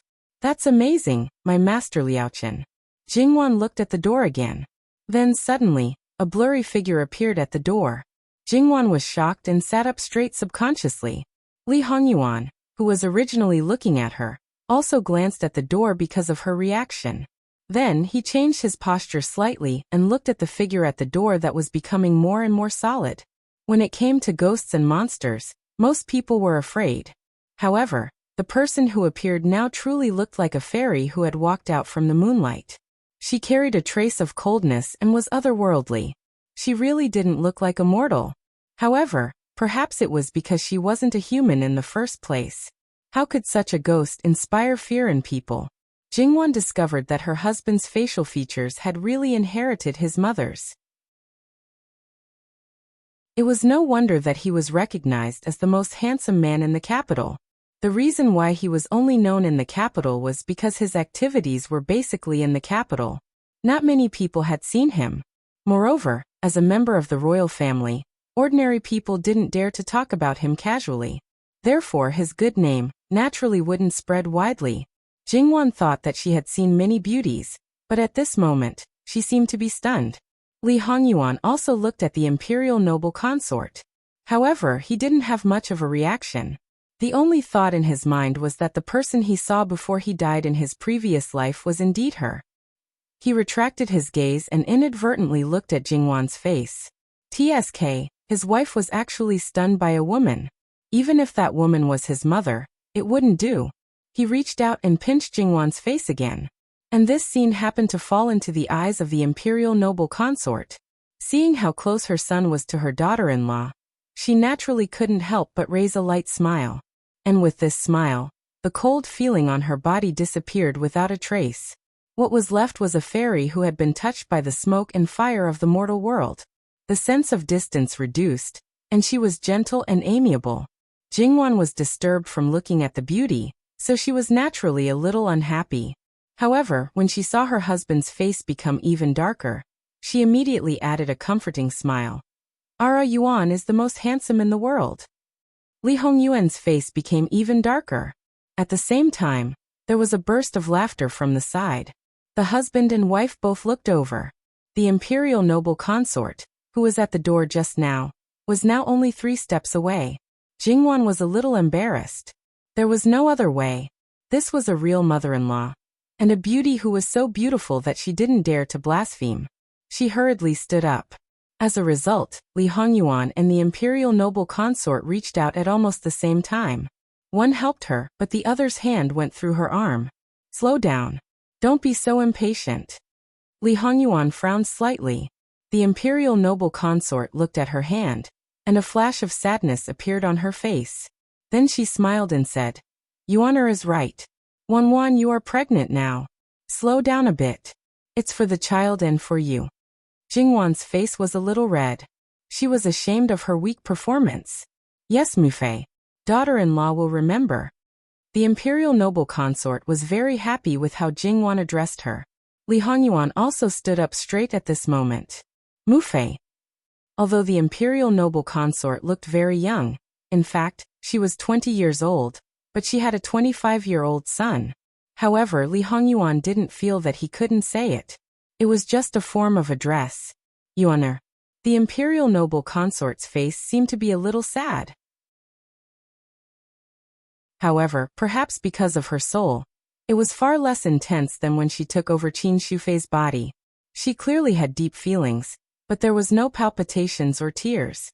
For the imperial noble consort, this was also an extreme sadness. The scene fell into silence for a while. https://www.bicken.com/11/11807/145505003 HTML. We will deal with it as soon as possible. After reporting, please wait patiently and refresh the page. Please remember the domain name of this book, www.bicken.com. Bicken.com mobile edition reading website, mbicken.com.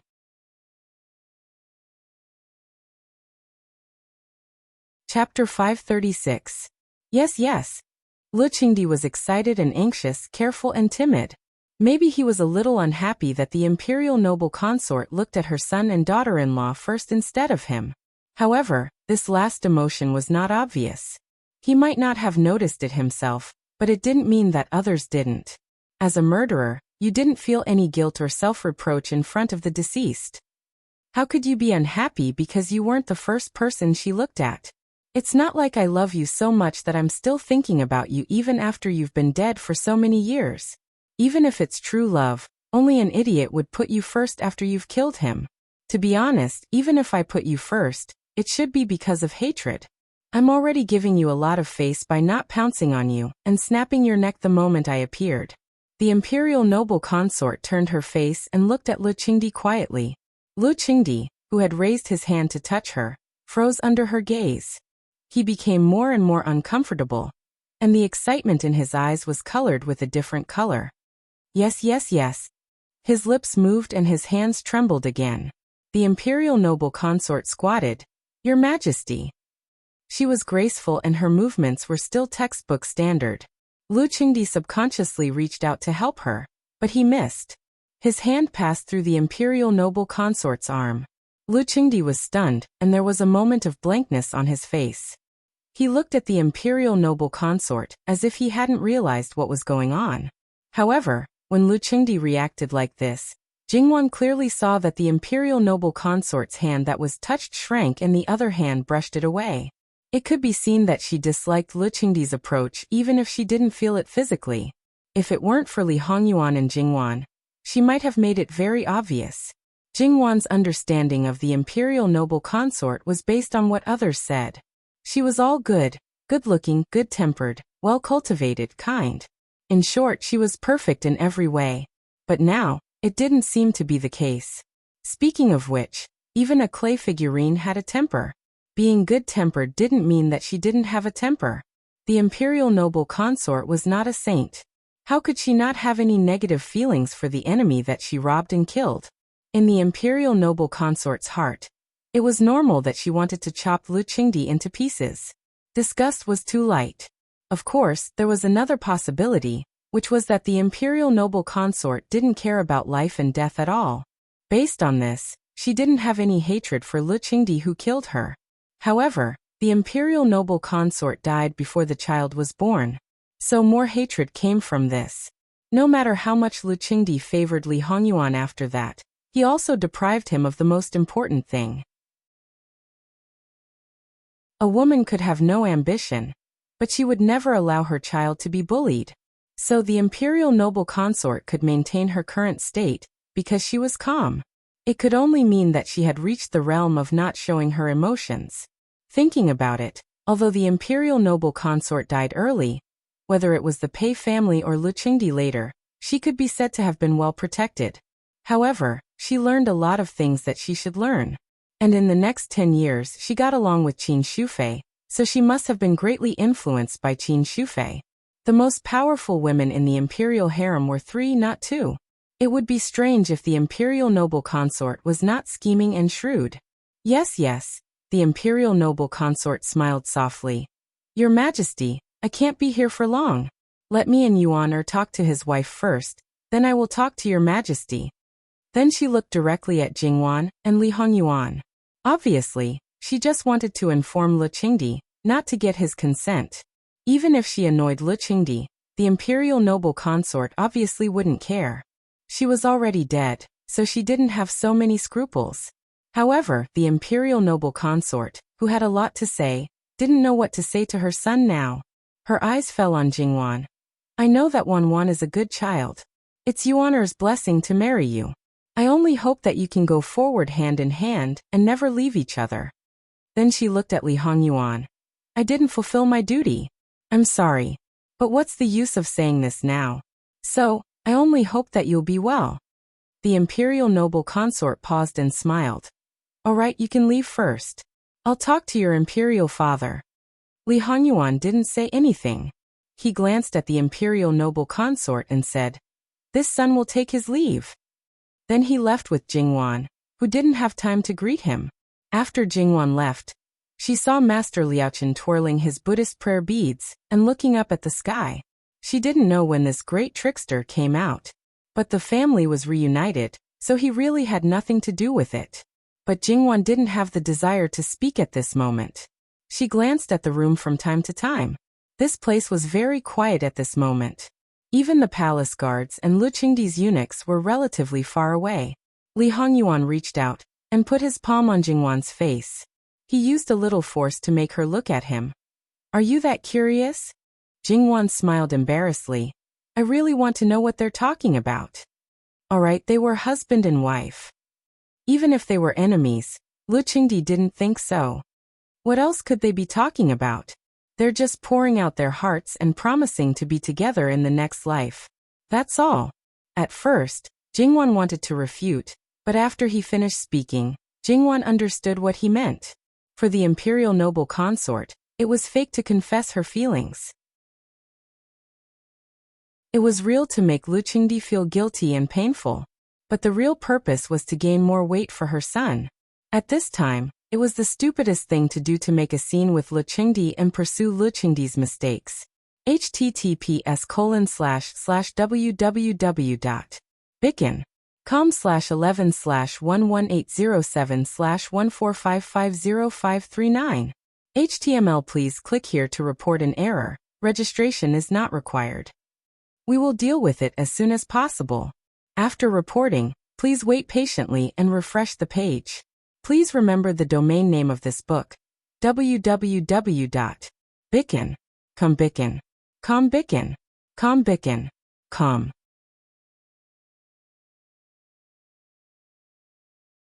Chapter 537. It had to be said that Li Hongyuan's understanding of his own mother was very limited. However, this limited understanding was enough to capture the essence of the imperial noble consort. Or rather, it was the essence that many mothers shared. Master, how long will mother last? 15 minutes at most, Master Liaochen answered honestly. Jingwan nodded. She didn't care much about this point. The imperial noble consort had passed away. Under these circumstances, it was already a blessing to be able to see her. She was probably the only person in the world who was so lucky. Then, based on the imperial noble consort's current situation, how long will she last? The 81 altars had cost a lot of manpower and money. There were also many twists and turns in the process. Wasn't it all to prevent the imperial noble consort from disappearing so early? Master Liaochen didn't think much of Jingwan's understanding of this matter. He was very calm. Originally, if nothing unexpected happened, the imperial noble consort would have disappeared when His Highness passed away. However, it didn't go so smoothly. Therefore, the imperial noble consort's time will be reduced. The exact time is uncertain, but a few years is enough. Jingwan didn't know what to say. After all, only the person involved had the most right to speak in this matter. Emotionally, Jingwan felt sorry for the imperial noble consort. However, there was nothing more. Li Hongyuan himself didn't do everything based on feelings. It was an exchange. They did a lot of things, but in reality, it didn't take much effort.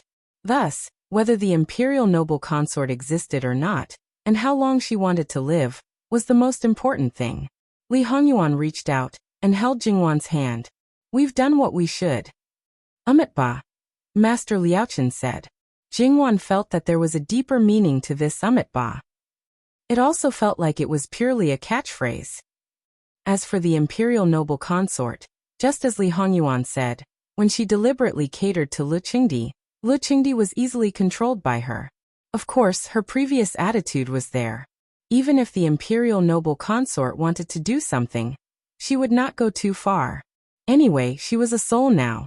Lu Qingdi could not touch her at all. At most, he would say a few soft words.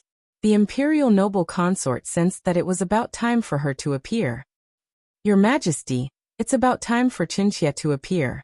May your Majesty take care of your dragon body. That's enough. Qinjin see you again? Lu Qingdi wanted to touch the imperial noble consort again and again, but he failed again and again. However, Lu Qingdi was unwilling to give up. The person he had been thinking about day and night was right in front of him. She was no different from a living person.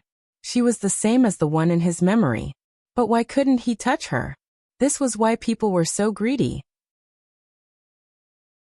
When he didn't know that she was still alive, he pretended to be a lover in front of a few tattered portraits.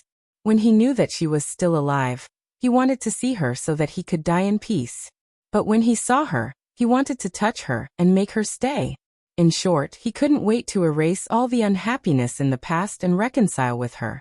The imperial noble consort shook her head. Qinxia has no more regrets to be able to see His Majesty and you honor. Qinxia is already luckier than many people. Qinxia cannot hope for the next time. If there is an afterlife, it must be a life and death enemy, the kind that would never let go. The imperial noble consort didn't finish her words, but the expression on her face was completely different. There was a bit of sorrow and reluctance. She had a good sense of propriety. Lu Qingdi naturally imagined a lot of things. He couldn't wait to go to the netherworld with the imperial noble consort and be reincarnated together. In the next life, they would be childhood sweethearts and innocent lovers. Then they would naturally get married. The more he thought about it, the more excited he couldn't help trembling. It seemed that he even forgot his current identity. That's enough. If there is an afterlife, Your Majesty shouldn't grow up in the imperial family. Lu Qingdi's original strange excitement stagnated at this time. The imperial noble consort smiled, but it was a little bleak. Your Majesty, people's hearts are made of flesh. Your Majesty once treated this concubine very well. This concubine has seen it all, and will remember it in my heart. It's just that people are always greedy. She paused. To have a pair for a lifetime, it's really too greedy. Your Majesty, Yuan Er's relationship with his wife is good now. I don't know how far Yuan Er can go, but I still hope that someone can get what I can't get. At least, let me believe that some things in this world are still possible. I don't care what will happen to Yuan Er in the future. I just hope that Your Majesty won't interfere in the matter between them. I'll take my leave. After the imperial noble consort finished speaking, her figure faded quickly and disappeared without a trace. That's enough. Lu Qingdi subconsciously reached out to grab her. Wait for me. I promise you anything. The imperial noble consort stopped in her ears and didn't say anything. Because others couldn't see, her expression became silent. She stood in front of Lu Qingdi.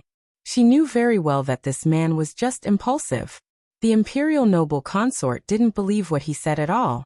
The imperial noble consort wasn't a person who thought highly of herself. However, she was actually very disdainful of Lu Qingdi. It should be said that she looked down on men like Lu Qingdi. There was an invisible force on her body. The imperial noble consort knew that it came from Qin Shufei. In the past, when she could still leave her body, this kind of force existed. The imperial noble consort didn't reject this kind of controlled by others situation. She turned and left directly. As for the promise to Lu Qingdi, even if it was a lie, the imperial noble consort felt at ease. She wasn't worried that her words would come true at all because she knew that she wouldn't be reincarnated. Although Li Hongyuan didn't mention this problem at the beginning and Qin Shufei didn't know, the imperial noble consort always had a strong intuition about herself. Perhaps because they heard Lu Qingdi's suddenly raised voice, Jingwan and Li Hongyuan looked at each other and walked into the room hand in hand. However, before they reached the door, Li Hongyuan stopped in his tracks. Even Jingwan stopped in her tracks. She's gone. Jingwan also guessed that the imperial noble consort might have left. However, her husband's reaction seemed a little different. Just now we should have passed through her body. Jingwan paused. Although she didn't feel anything, she still felt a little goosebumps when she thought of passing through a ghost's body. Li Hongyuan pulled Jingwan and turned around. It looked like he was preparing to leave the palace. He didn't appear for his so-called imperial father. Now that he couldn't see the real person, what was the point of staying? As for asking Lu Qingdi to leave, it was no joke. His good imperial father was still reminiscing about his mother. He was a considerate and filial son.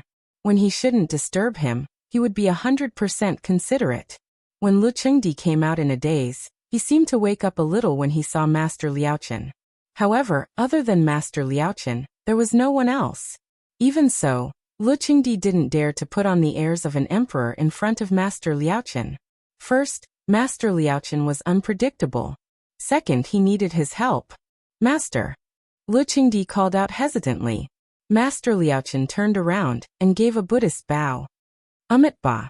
Your Majesty, it's better to be open-minded about some things. Lu Qingdi's lips trembled. According to Master Liaochen, we really can't interfere anymore? Your Majesty, there are some things that can't be done the first time. Master Liaochen's words were very direct. Lu Qingdi instantly became dispirited. Master Liaochen didn't plan to stay any longer. He bid farewell to Lu Qingdi and prepared to leave the palace tomorrow to return to White Dragon Temple. Many people didn't sleep well that night. Many people knew about the imperial noble consort when she was still alive. They tried to stop her during the ritual, but they didn't succeed. Those who should know also knew about what happened tonight. A person that they couldn't see had a lot of information that could be used against them. Not only that, she also won Lu Qingdi's heart. Even if she didn't have any information, she could make up something that could be used against them. It was enough to make them suffer. However, even if they knew, they couldn't stop her. They could only wait impatiently. They all stared at the sky until dawn. Their eyes were bloodshot from excessive heat.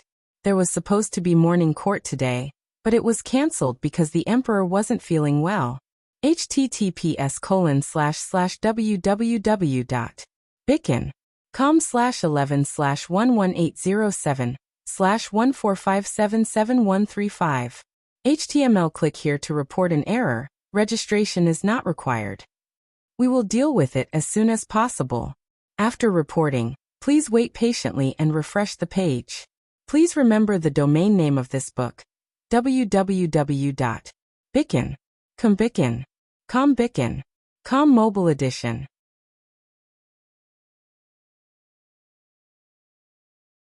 Chapter 538. This seemed to be expected. None of the courtiers had any objection. They all left and went to their own offices to deal with today's official affairs. Similarly, no one asked to see Lu Qingdi. As courtiers, they should be sensible when they should be. If they went up at this time, it would be annoying instead of flattering him. However, even though they were working in their own places, their hearts were not at peace. Lu Qingdi did not attend court 3 times in a row. In total, it had been more than 10 days. The courtiers did not see him. Even if it was to cherish the memory of his beloved, it was too long. The courtiers would not allow it. Therefore, they jointly asked to see Lu Qingdi. Fortunately, Lu Qingdi seemed to have come out at this time, so they did not worry much. However, this did not mean that they could sit back and relax. They were all waiting for Lu Qingdi's action. In other words, they were waiting for the thing hanging above their heads to fall down. They wanted to see whether it was a lethal weapon or something that they did not need to care about at all. Lu Qingdi did take action, but he only gave Prince Jin a lot of rewards and did not show any other expression. Many people heaved a sigh of relief.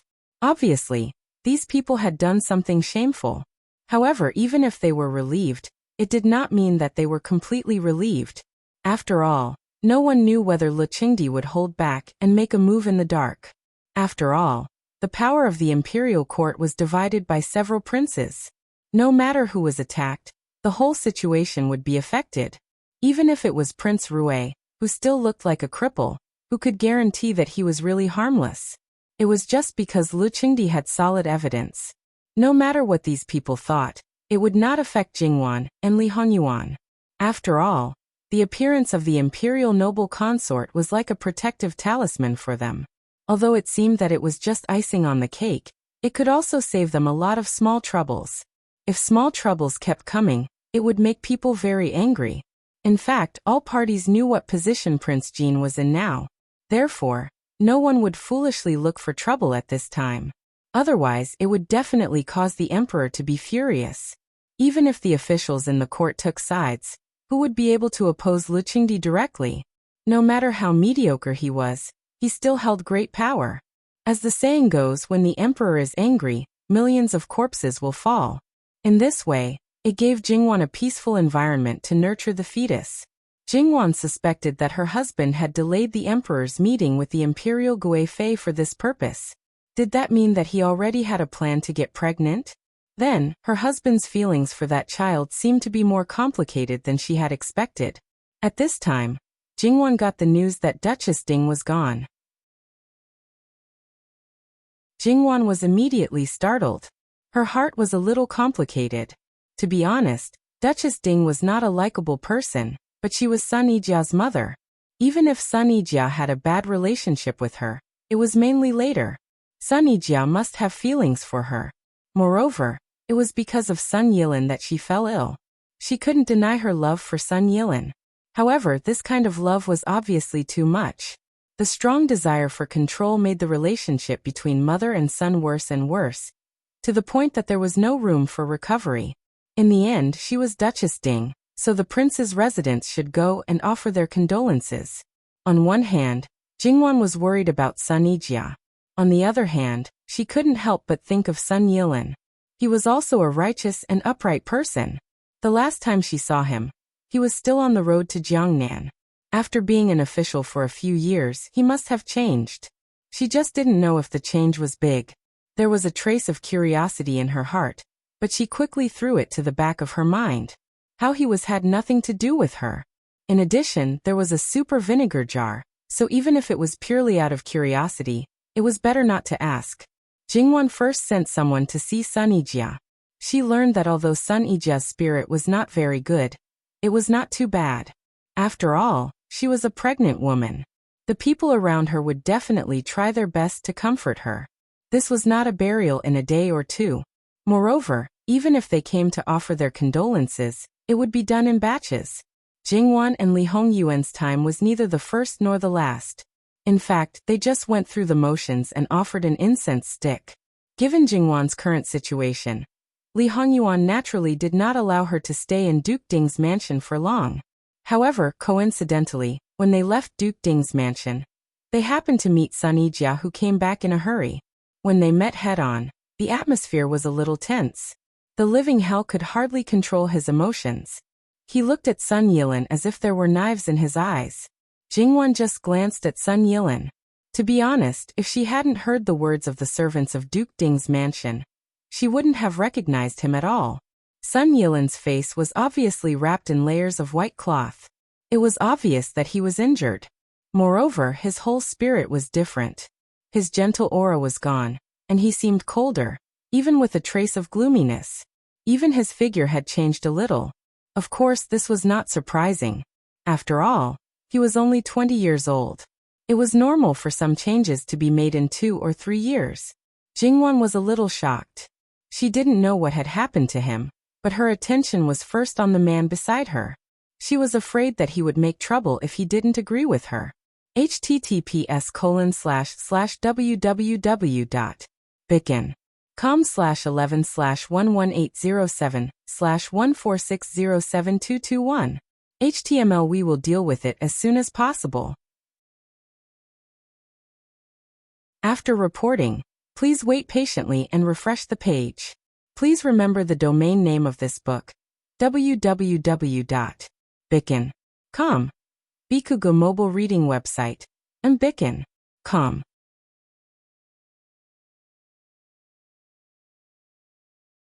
Chapter 539. Sun Yilin probably didn't expect to see Jingwan so unexpectedly. He was travel-worn and in such a sorry state. Jingwan could choose to be wary of her husband and treat him as a passerby, but he obviously couldn't face Jingwan calmly. It could only be said that from the beginning, Jingwan had become a cinnabar in his heart. Even if he cut it out, it would leave a scar that wouldn't disappear for the rest of his life. Moreover, for him, it was impossible to cut it out. At least, he hadn't succeeded for a few years, and it became more and more deep-rooted. It could be said that Sun Yilin's current situation was the result of Li Hongyuan's calculation. But don't forget that at the beginning, Li Hongyuan thought highly of him, and was ready to put him in an important position like in the previous life. He even solved the regret in his heart, to protect his beloved sister. Now Sun Yilin's life was happy. Her husband's family elders treated her well. Her husband's career, fame and wealth, but she was the only one. Many people were envious and jealous. It was just that Sun Yilin fell in love with Jingwan first. Li Hongyuan was just pushing the boat with the current. To be honest, even if Li Hongyuan didn't exist, there might not be a good result if he and Jingwan got together. He had such a mother who deliberately made things difficult for him. Then the possibility of Sun Yilin not being schemed against was zero. Jingwan was soft on the outside but tough on the inside. Once Sun Yilin had another woman, it would definitely be over between the two of them. In the end, Sun Yilin was still under too many shackles. Even if he was the #1 young master in the capital, he was still in the palm of someone else's hand. This point had nothing to do with age. If it were now, perhaps it would be different. After all, he could barely control his own life now. However, this assumption obviously didn't exist. Jingwan was not dead set on him, nor was she unable to get married. Without that living king of hell who tried to change many things, it would be someone else. Before falling in love with Li Hongyuan, Jingwan was always rational. She knew that it was inevitable that she would get married when she reached the age. Li Hongyuan saw through this very clearly, so he could easily get rid of Sun Yilin, who was originally a rather threatening love rival. Actually, he had spent quite a bit of effort on Chen Zhengmin. Although Sun Yilin had changed a lot, but the upbringing in his bones still existed. Moreover, as someone who had mingled in the officialdom for a few years and was still alone in a foreign land, some things should be obliterated, some things should be infected.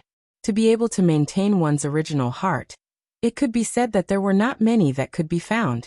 From Sun Yilin's changes, it could be seen that at least he was not in this category. Therefore, no matter how impatient he was when he met Jin Qinhuang, it was very wrong to just stand there and stare blankly. Sun Yilin reached out to cover his face. There was no emotion in his eyes, it was full of indifference. It was just that his whole person seemed to be fixed and somewhat stiff. The people who were looking at him were not in the minority. To be honest, if it wasn't for the manservant who was following him and the feeling of familiarity, these people really didn't dare to believe that this was the same person.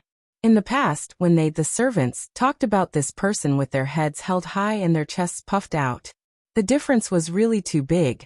In the end, what happened? This change was no longer surprising, but it was unbelievable. Darren.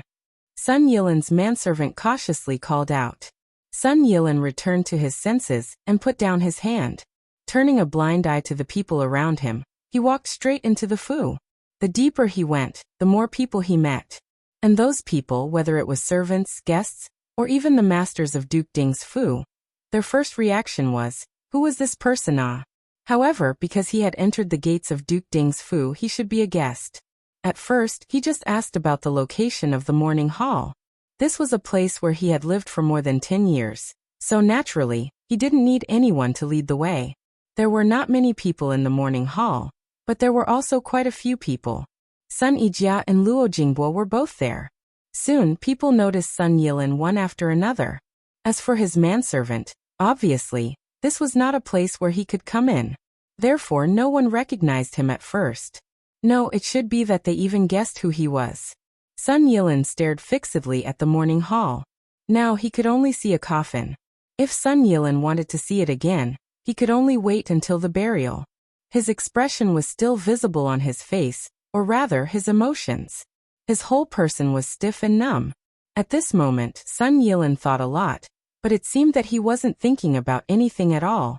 It seemed that he was deeply guilty and blamed himself for his mother's death.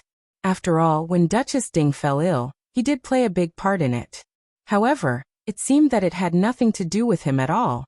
He stood on the sidelines and watched indifferently. Sun Yilin was really strange now. As the master of Duke Ding's fu, especially Sun Yilin's brother, he couldn't let this situation continue. Just as he was about to step forward, Sun Yijia moved first. She hurriedly stepped forward, but stopped when she was 3 steps away. She cautiously and timidly said, "Fifth brother?" Sun Yilin finally reacted. He looked at Sun Yijia.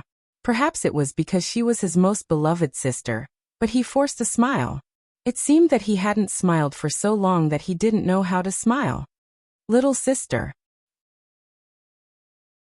After confirming his identity, Sun Yijia's tears immediately rolled down. Her eyes were also full of disbelief. "Fifth brother, what happened to you? How did you become like this?" "Don't worry. I'm fine. It's just an accident." Sun Yilin tried to say it as casually as possible. How could he be fine?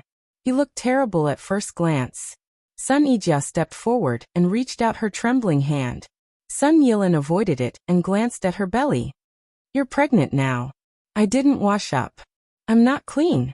https://www.bicken.com/11/11807/146266257. HTML. Please click here to report. Registration is not required. We will deal with it as soon as possible. After reporting, Please wait patiently and refresh the page. Please remember the domain name of this book. www.bicken.com Bicken.com mobile version reading website. mbicken.com.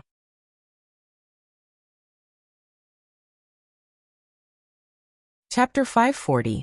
After burning the incense, Sun Yilin seemed to have become a wooden stake again, looking at the spark at the top of the incense. And this time was enough for the people around to come back to their senses. It was really hard to describe their feelings. Some were sympathetic, some were sad, some were indifferent, and some were gloating. Sun Yibin, who had been the fiercest with Sun Yilin, obviously belonged to the last situation. In his eyes, Sun Yilin occupied his mother's attention when he was born, and as he slowly grew up, his younger brother's infinite talent made all the brothers in Ding General Manor pale in comparison. When it came to Ding General Manor, it seemed that only Sun Yilin was mentioned. If it was just this, it would have been fine. He was the eldest legitimate son and should be the legitimate heir, but the emperor, who was indifferent to the whole Sun family, also liked this younger brother very much. For him, the emperor suppressed him and did not confer the title of heir. How could he not be jealous? How could he not hate him? When his younger brother was only a few years old, he almost killed him. Sun Yibin did not regret it at all. Anyway, even if he really died, even if they knew it was him who did it, his parents would cover it up for him. After all, Ding General Manor was the head of the nobility. Face was very important. Unfortunately, why didn't he die? Since then, his mother had protected his younger brother so tightly that he had no chance to kill him. He had always been a thorn in his side, but he could do nothing to him. His grandmother had adopted him. To some extent, it could be said that he was no longer a threat to him. But in his heart, he was not very happy because his grandmother's essential purpose was still Sun Yilin. His grandmother regarded them as a burden to her younger brother. The whole Ding General Manor was not a symbol of high status and wealth, but a pile of filth. How could he not be angry? However, this younger brother was far away in Jiangnan. Ding General Manor was high and powerful, but he didn't even have the status of a legitimate heir. How could he mobilize people to make trouble for Sun Yilin? It was really beyond his reach. Now he was back, and came back in such a ghastly appearance. Ahaha. Fifth brother, you still know to come back? I sent you a letter so early, but you just came back to the capital now? Mother valued and loved you the most. Not only did she fall ill because of your marriage, but she also insisted on leaving the capital. It was fine if she couldn't come back after leaving the capital, but she didn't even send a letter. You don't know how sad she was. Before she died, all she wanted to do was to see you one last time, but in the end, she died with everlasting regret. Sun Yilin. Did you know that mother refused to close her eyes when she entered the coffin? The more Sun Yibin spoke, the angrier he became. The veins on his neck and the back of his hands were bulging, as if he was trying his best to suppress his anger. He glared at Sun Yilin, his eyes full of grief, as if he wanted to eat him alive. These words were not only to accuse Sun Yilin of being unfilial, but also to attribute the death of Duchess Ding's wife to Sun Yilin. The people present were not only from Ding General Manor. If these words were true, Sun Yilin would be drowned by their saliva. Everyone would only blame him, and would never ask the reason. Besides, the marriage was originally arranged by the parents. Because of this, it was wrong for the children to be angry with their parents. And this was the worst part. What Sun Yibin said was not entirely false. Even though it was not entirely true, truth and falsehood were the most terrible thing. He was ruthless, but he also had a fatal weakness that he could use against Sun Yibin. Sun Yijiao was unable to restrain her anger. This eldest brother always had such a disgusting face. Eldest brother, why are you slandering fifth brother like this? What are your intentions? I slandered him? There are quite a few people who know about this. Mother tried her best to suppress this matter, because she was protecting him in every way possible. She was afraid that it would damage his reputation. In the end, he is just an ingrate, a heartless and ungrateful thing. You, little sister, Sun Yilin finally reacted. It's not good for people with two bodies to be angry. In Duke Dinggua's mansion, we are only guests with 3 bodies. Your situation is special now, so you should go back. Otherwise, there are too many people coming and going. It won't be good if you offend them. Fifth brother. Sun Yijia looked at him in a daze. It was not for anything else, but was this really something her fifth brother would say? Before certain things, her fifth brother could be said to be obedient to her biological mother. What fifth brother? In our branch, there are only 2 of us. That's right, the brother and sister were adopted and given to their granduncle who died young. In theory, Sun Yilin's words were not wrong, but it could not be said like that. They were born and raised in Duke Dinggua's mansion. It was absolutely impossible to completely ignore Duke Dinggua's mansion, especially Sun Yilin. If he did not have the education of Duke Dinggua's mansion, how could he become the first young master in the capital? Sun Yilin had already slandered him. Once these words came out, he would be stabbed in the back. Didn't he see that Sun Yilin was trembling with excitement at this moment? Of course, Sun Yilin would only admit that he was trembling with anger. How could Sun Yilin not see the stakes in this? Of course not. To him, it was just that he didn't care at all. He had no future to speak of. In fact, he had no interest in being an official. The only thing he cared about now was his sister and grandmother. At a glance, he could tell that his sister was living well in the Luo family. As for his grandmother, no matter what, she was the old lord of Duke Dinggua's mansion. He didn't need to worry about her. He was alone in the world. What else did he care about his reputation? All right, let's go back. I'm going to pay my respects to grandmother, aunt, and then I'll look for you. I'm afraid I'll have to rely on you to help me while I'm in the capital. Sun Yilin patted Sun Yijia's shoulder and left the morning hall. https://www.bicken.com/11/11807/146479121. HTML. Please click here to report an error. Registration is not required. We will deal with it as soon as possible. After reporting, please wait patiently and refresh the page. Please remember the domain name of this book, www.bicken.com. Biku Pavilion mobile version reading website, bicken.com.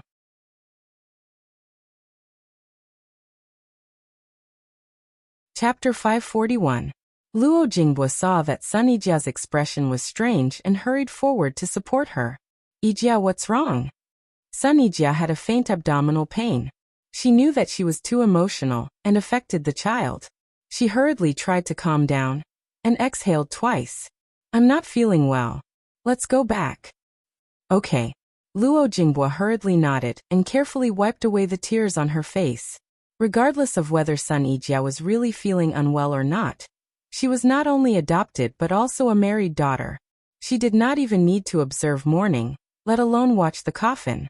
At this moment, whether it was the Sun family or outsiders, they all remained silent.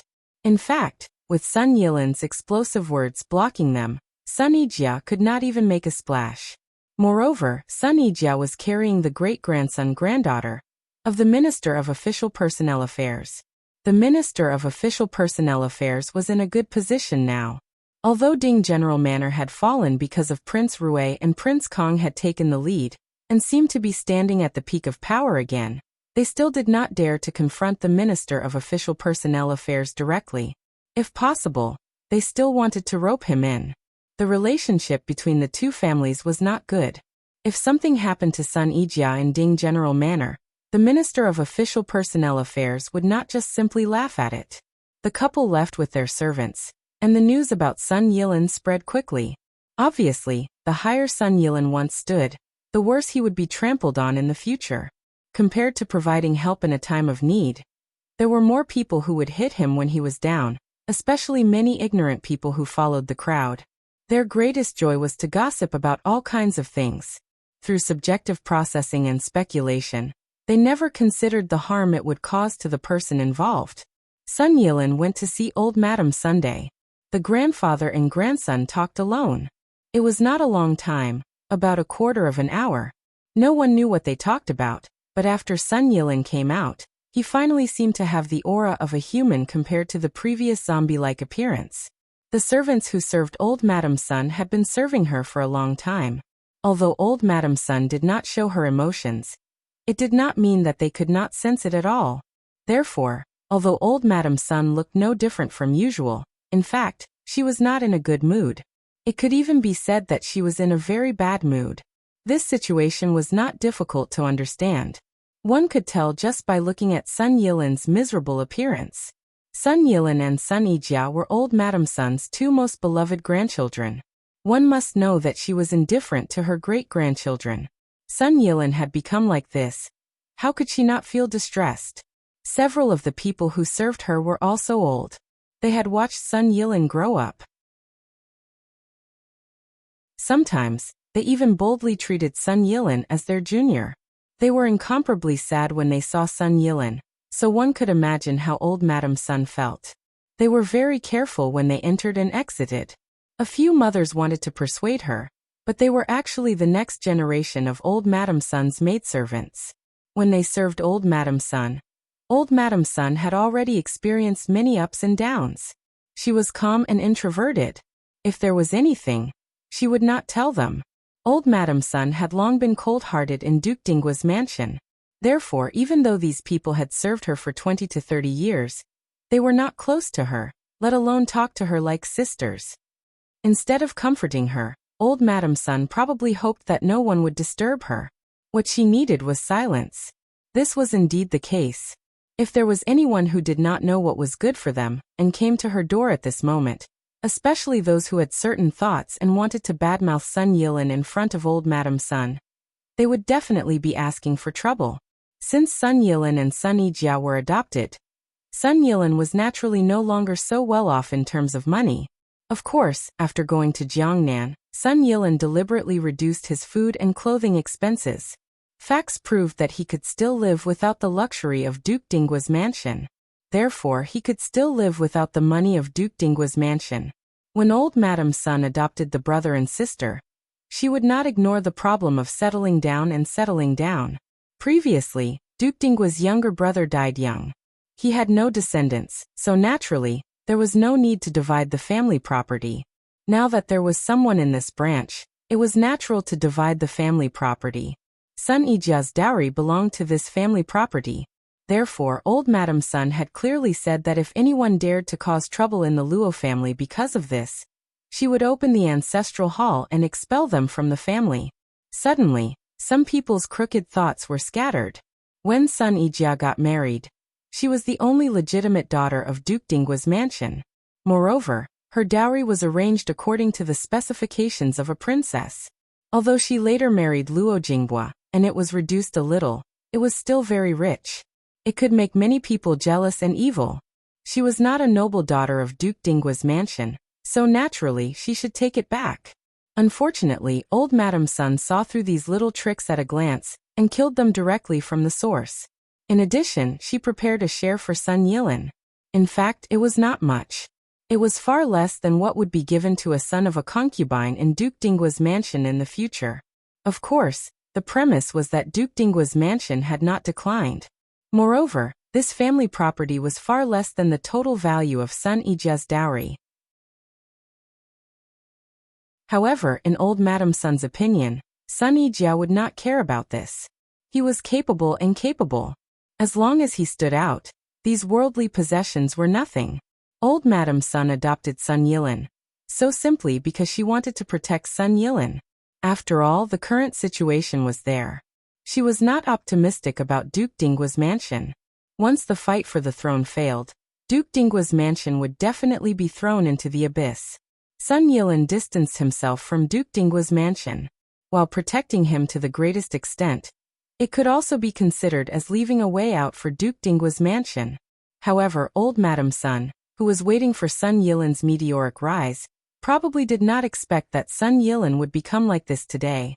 In old Madam Sun's opinion, his face was still a small matter. The most important thing was his mental state. The extent of old Madam Sun's heartache was absolutely unimaginable to outsiders. It was just that Sun Yilin said, "Grandmother, I can't go back." Old Madam Sun did not say anything. She just closed her eyes in pain. "Go. Don't come back in the future." Her tone was not heavy, but Sun Yilin could feel his grandmother's deep disappointment in him. Sun Yilin kowtowed to old Madam Sunday. His departing figure was also exceptionally resolute. Old Madam Sun did not mention the inheritance that Old Madam Sun prepared for him. Even if she did, Sun Yilin would not want it. Sun Yilin did as he said, and went to find Sun Ijia. Sun Yilin did not feel embarrassed about going to his younger sister and brother-in-law to take the autumn wind. Even if he was in such dire straits, in fact, he still had his own pride in his bones. He did not mind going to find Sun Ijia because she was his younger sister, the person closest to him. Therefore, he could be calm about many things. Sun Ijia controlled her emotions, and also let the residence doctor take her pulse. Fortunately, there were no effects. However, she did not forget Sun Yilin's words. She reported this matter to old Madame Luo. Without Sun Ijia saying anything, old Madame Luo ordered people to clean up the guest room in the outer courtyard. As for whether Sun Yilin's reputation would be ruined in the future, and whether it would affect the Luo family, old Madame Luo obviously did not care at all. This was because she had a balance in her heart. There were some things that she knew very well. Sun Ijia was very grateful to her grandmother for being so understanding. However, Sun Ijia still did not know her brother's specific plans. She also did not know the extent of the injuries on his face, and whether it would affect his official career. For a moment, she was really troubled. However, she could only force herself to not think too much. She could not afford to worry now. Sun Yilin arrived at the Luo family's residence and washed up properly. He looked a little more spirited. He did not refuse the physician to take a look at the injuries on his face. In fact, he would not have known if he did not see it. He was shocked when he saw it.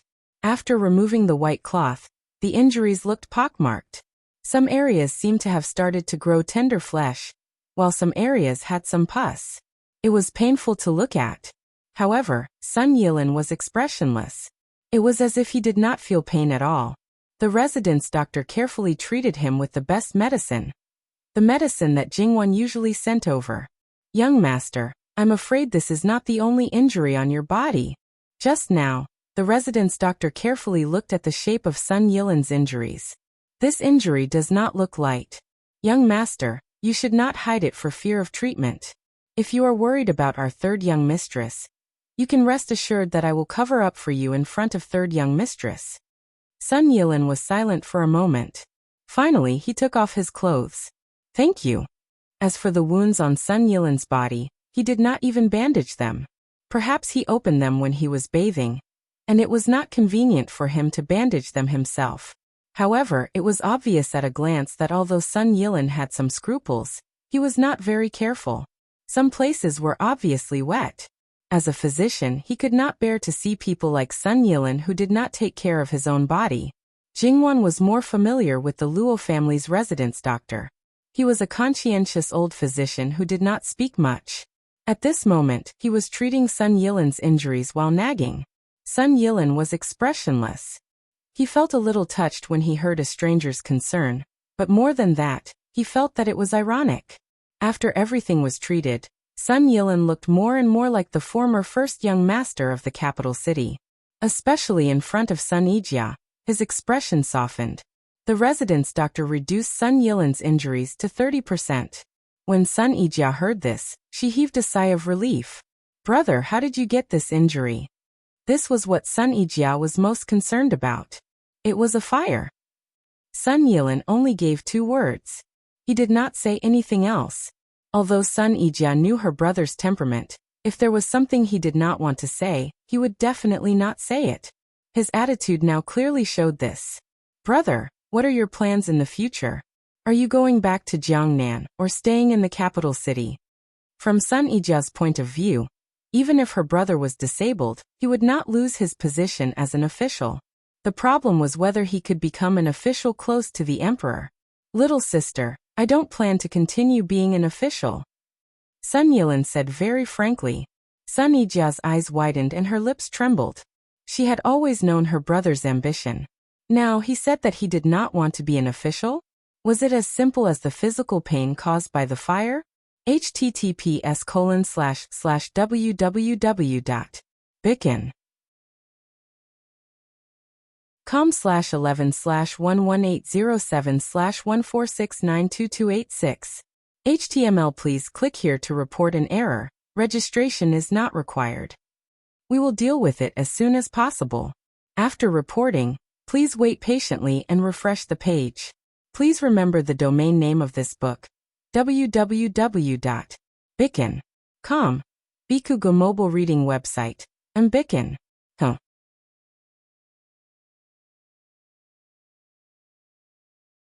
Chapter 542. When Sun Yilin saw Sun Ijia's expression, he reached out and stroked her hair, just like when they were young. Even though it was a little overboard for him to do so at their age, even though they were biological siblings. However, neither they nor the people around them felt that it was inappropriate. It was just that the atmosphere now was inexplicably stifling. However, such a warm gesture did not seem to ease the tension. Little sister, I think I'm fine. Don't worry about me. However, how could she not worry about such things just because she said so? Sun Yilin looked at Sun Ijia. Even though he knew what she was thinking, he did not really care because she was living a good life now. Ever since she got married, her focus had already been reorganized. The people who made her sacrifice everything did not let her down. Therefore, she was worried about herself now. Even if she died, she believed that she would recover after a period of time. Of course, with her current situation, Sun Yilin would not deliberately do anything to provoke her. Brother-in-law, I'll leave little sister in your care. I'm going out for a walk. After all, I've left the capital for 2 to 3 years. Brother-in-law, don't worry. I'll take good care of Ijia. But, do you want me to send 2 people to go with you? Sun Yilin looked fine now, but Luo Jingbo felt that it was not good to let him go out alone. No need. After all, I've lived here for more than 10 years. I'm a man. I don't need anyone to follow me. Sun Yilin waved his hand, then called for his servant and left the Luo residence. Sun Ijia and Luo Jingbo looked at each other. With the tacit understanding between husband and wife, they seemed to be even more worried when they saw the worry in each other's eyes. Speaking of which, Sun Yilin actually had many friends in the capital. However, they were all just acquaintances. Using the word friend to describe them seemed to be an understatement. Therefore, it was obvious that Sun Yilin's target was not them. Sun Yilin was dressed in ordinary clothes.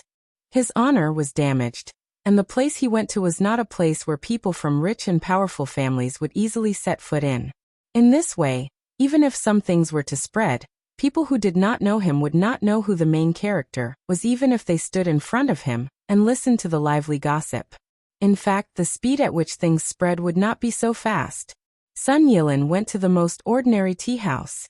He casually ordered a pot of tea and poured it into a cup.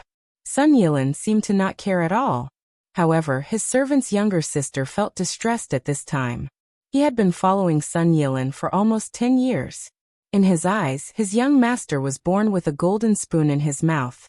In the past, his young master used the best things to eat and wear. He was especially particular about drinking a cup of tea. For this kind of tea, he just threw a handful of tea leaves into the pot and mixed it with boiling water. He would not even look at it. Even the lowest servant in Duke Ding's residence would dislike it. But now, his young master drank it without batting an eyelid. There were also a few broken tables. There were no elegant decorations. This was a place where people from all walks of life could set foot in. In the past, his young master would hesitate to approach it unintentionally. But now, since 2 years ago, this kind of place was the place that his young master most often went to when he had nothing to do. His young master was clearly a person who should live on the moon and be like a celestial being. Sun Yilin inadvertently glanced at the servant's expression.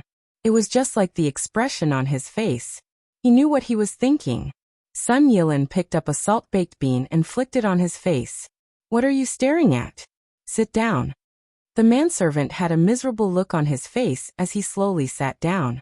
It was as if there were nails under his buttocks, and he couldn't sit still. He had no choice. He was a servant. How could he sit with his young master? If he was still in Duke Ding's residence, he would have been beaten to death. However, he also knew that in such a place, if there was a clear distinction between master and servant, it would be really eye-catching. Others would look at his young master strangely.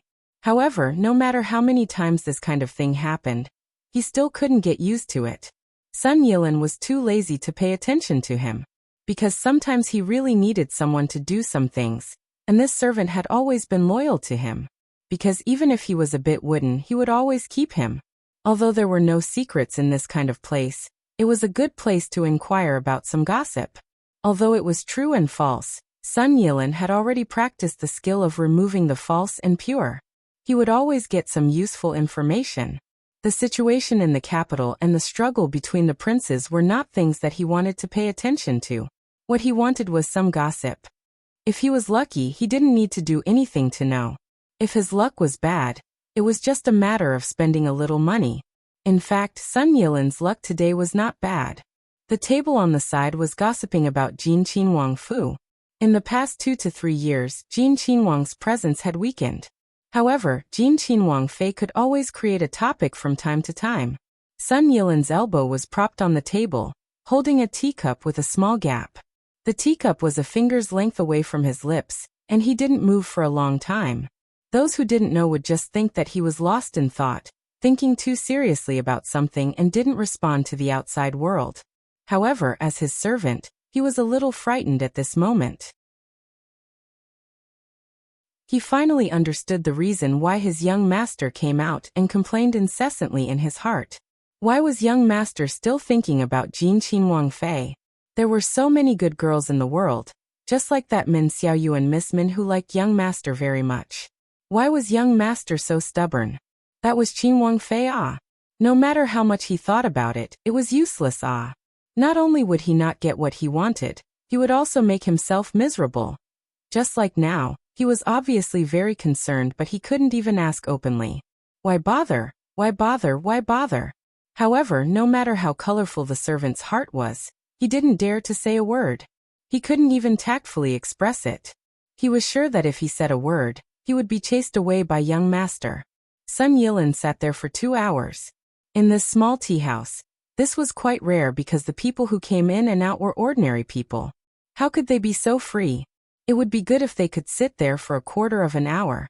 Those hoodlums had the time, but how could they sit there quietly for 2 to 4 hours to drink tea? The people who came in and out didn't do anything, but the shopkeeper and the waiter looked at him countless times. Although the servant didn't feel his young master's obvious emotions, he still felt that it was very scary and trembled with fear. When he first went to Jiangnan, he was very busy because he was the only one by his young master's side. It could be said that his feet didn't touch the ground. Gradually, there were fewer things for him to do. Now he could be idle most of the time, and his young master wouldn't be angry with him. However, he wanted to say that his young master was getting more and more difficult to serve. Although he didn't want to slander his young master, this was the truth. In the past, he could still figure out his thoughts. Now he was unfathomable and unpredictable. Sun Yilin finally paid the bill and left. He didn't go anywhere else. He went back to the Luo family, took a book, and read it quietly. Knowing that Sun Yilin was back, Sun Yijia breathed a sigh of relief. Since he couldn't find out some things from his brother, he wanted to ask his brother's servant. However, the servant was very busy. Sun Yijia also understood that his brother was determined not to let him know more things. Therefore, he could only give up. Sun Yibin was committed to discrediting Sun Yilin. It was obvious that he didn't want him to have a chance to turn things around. Therefore, he spared no effort to spread rumors. At this moment, he completely didn't care about the family's dirty linen. Originally, Sun Yilin couldn't hinder Sun Yibin at all. However, Sun Yibin was narrow-minded, jealous, and loved to hold grudges. He would only stop when Sun Yilin was trampled to death. Didn't other people know this? They knew, and the number of people was relatively small. Even old Madame Sun knew, but she didn't stop it. It wasn't because she was disappointed with Sun Yilin and allowed others to trample on him. It was because she knew that her grandson now couldn't be hurt by rumors and slanders. Reputation could no longer bind him. Therefore, she coldly looked at Sun Yibin jumping around. A brainless thing. He couldn't see that Duke Dingguofu was in danger. He didn't do proper things and only thought of these crooked ways. Regarding Sun Yilin's matter, the people of Jinwangfu had unanimously concealed it from Jingwan. In fact, Jingwan was also somewhat curious. That kind of curiosity was equivalent to facing a stranger. It was like knowing that something seemed to have happened to someone recently. Therefore, when she talked to people, she would naturally ask. That was all. However, Sun Yilan's identity was a bit special. She was afraid that a certain lunatic would find trouble with nothing to do, so she simply didn't ask anything. She didn't know, and it wouldn't affect her. She didn't know, but Li Hongyuan knew. In contrast, his expression was not very pleasant. Because Li Hongyuan was very clear, once a person didn't care about his reputation, it would be a terrible thing. Especially for someone like Sun Yilan who didn't lack intelligence and wisdom. If he really wanted to do something, sometimes it was impossible to guard against it. For a person to have a big change, there must be a reason, especially this change in a short period of time. Li Hongyuan passed down the order to let people go to Jiangnan to investigate Sun Yilan's affairs in the past 2 or 3 years. It wasn't that he was making a fuss over nothing, but he knew that the other party was still thinking about his wife. He might not care about anything else, but only this matter. There was no room for discussion. He always had to be prepared. At that time, depending on the situation, if it exceeded certain limits, Li Hongyuan didn't mind secretly getting rid of Sun Yilan. It was not difficult to let a person die in an accident. After that, Sun Yilan stayed in the Luo family very obediently. He basically didn't go out. No matter how fiercely the people outside scolded him, this kind of thing could at most satisfy their mouth. Other than that, they couldn't do anything else. It wasn't until Duchess Dinggua's wife was about to be sent out of the capital and returned to the ancestral land for burial that Sun Yilan appeared. Obviously, Sun Yilan was furious and forbade him, a disloyal, unfilial, heartless, and unjust person, from holding his mother's coffin. He told him to get as far away as possible, not to tarnish the lintel of Duke Ding's mansion, and damage the reputation of the Sun family.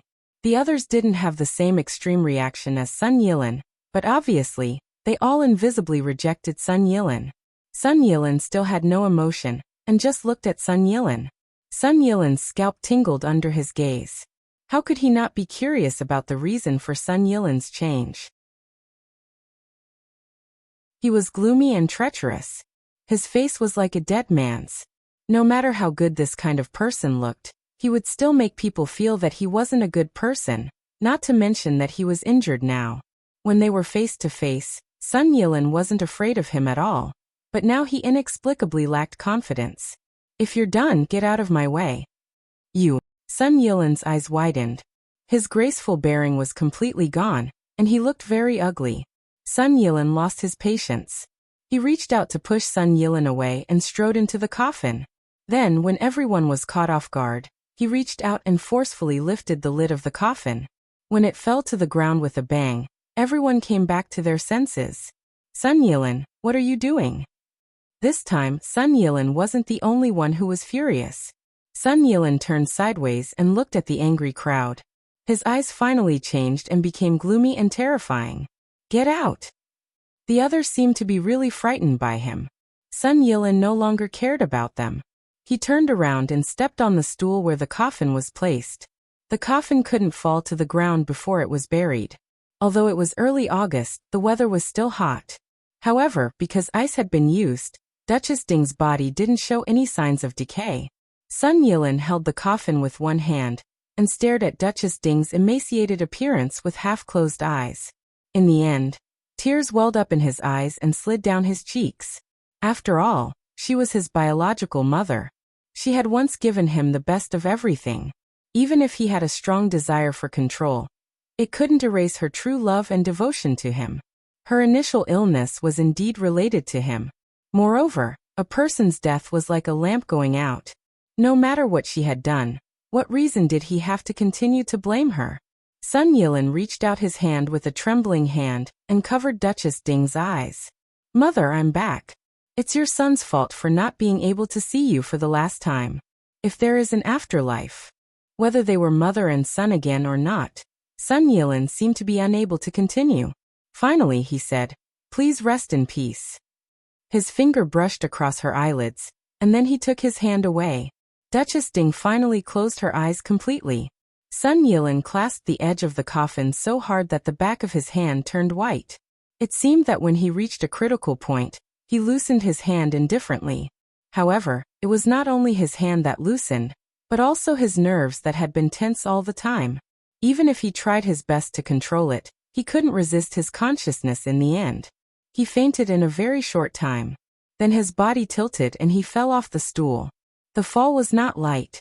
There was a moment of silence. Sun Yilin's manservant was the first to react. "Your Excellency." He hurriedly rushed forward and wanted to help Sun Yilin up. However, an unconscious man didn't know how to use his strength. An ordinary person couldn't help him up easily. "Come on, someone help. Call the doctor." Sun Yilin scolded the people from Duke Ding's mansion who wanted to help. "Why are you pretending at this time? You really think?" "Enough. 2 people go and help Yilin to have a rest. Call the doctor immediately." Duke Ding, who had been watching on the sidelines, finally spoke. After all, he was a duke, so his IQ was basically normal. Sun Yilin was indignant, but he still didn't dare to disobey his father in public. Sun Yilin was taken away. The trouble he made naturally had to be dealt with as soon as possible.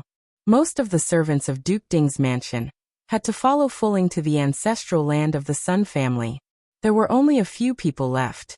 They were either unfavored marginal figures or existences like old Madame Sun and Duke Ding. Sun Yilin didn't want to leave. However, his mother had passed away. He was the eldest son of the legal wife. Others could leave, but he was absolutely indispensable.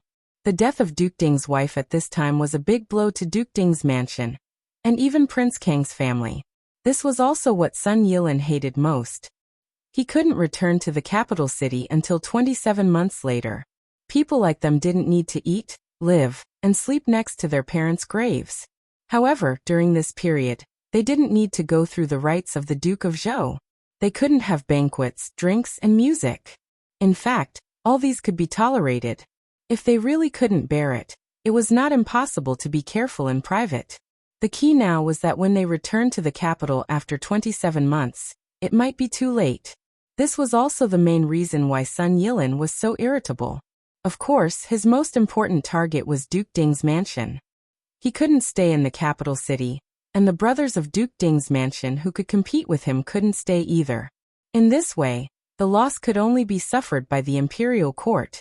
However, when he became Duke Ding in the future, he could get everything back. He felt somewhat comforted.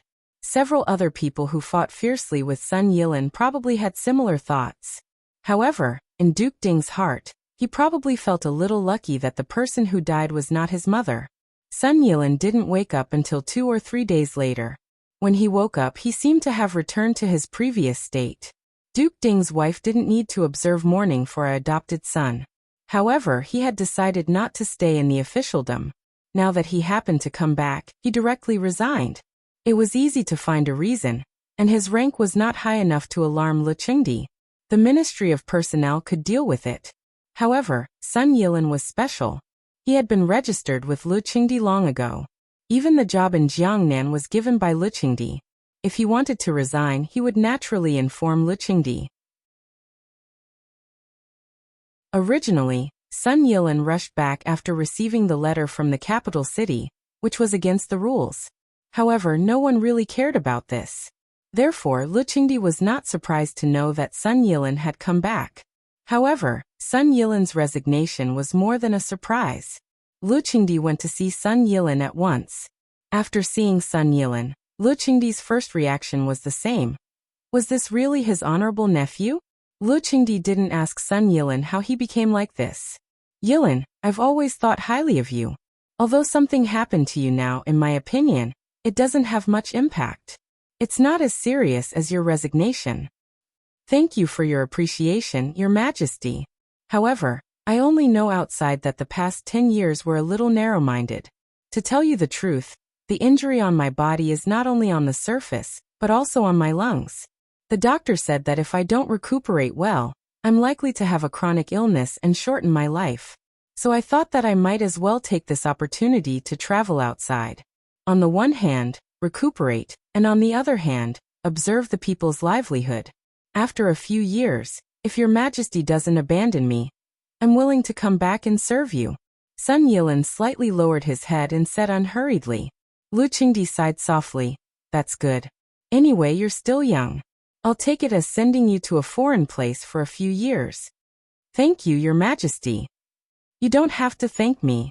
When you come back, you'll have to make up for these years. Yes, Your Majesty. I won't let you down. Although Sun Yilin said so, only Sun Yilin himself knew what he was thinking in his heart. After Sun Yilin left the palace, he had nothing to do with the Qi Yuan's officialdom. Sun Yijia knew that this matter had been settled, so she didn't say anything. She always knew that her elder brother was an excellent person. Even if he didn't go into the officialdom, he could still live a good life as long as he wanted. Yes, as long as he wanted. The problem now was that she didn't know what he was thinking. Fifth brother, when are you going to leave the capital? Sun Yijia asked. After a few days of accumulation, Sun Yijia was able to calm down when facing Sun Yilin. Although Sun Yilin didn't tell her his plan, she knew that he wouldn't stay in the capital. In fact, there was no place in the capital for him to stay. The person who was worth staying in the capital was out of his reach. Therefore, if he stayed, he would only get endless pain. Therefore, Sun Yijia supported Sun Yilin's decision to leave the capital. In Sun Yijia's opinion, other than little sister Wan's matter, she could basically stand on his side for everything else. Didn't you call me big brother a few days ago? Why are you calling me that again? I'm more used to calling you fifth brother. If you don't like it, it doesn't matter. It's just a form of address. No matter what you call me, it won't change our relationship, right? Yes. You haven't told me when you're going to leave. I'll accompany you for the Mid-Autumn Festival. I'll leave after that, Sun Yilin said softly. Sun Yijia smiled and nodded vigorously. After a period of time, no one continued to add fuel to the fire in the dark about Sun Yilin. Moreover, it didn't cause any substantial harm to Sun Yilin. Therefore, gradually, there was nothing new about it. In the end, the rumors died down. Digression. https://www.bicken.com/11/11807/146922287. HTML. Please click here to report an error. Registration is not required. We will deal with it as soon as possible. After reporting, please wait patiently and refresh the page. Please remember the domain name of this book: www.bicken.com. Bicken.com mobile edition website, and Bicken.com. You're tuning in to the Earbook Haven YouTube channel. Don't forget to subscribe and join us on this journey to catch the most captivating stories.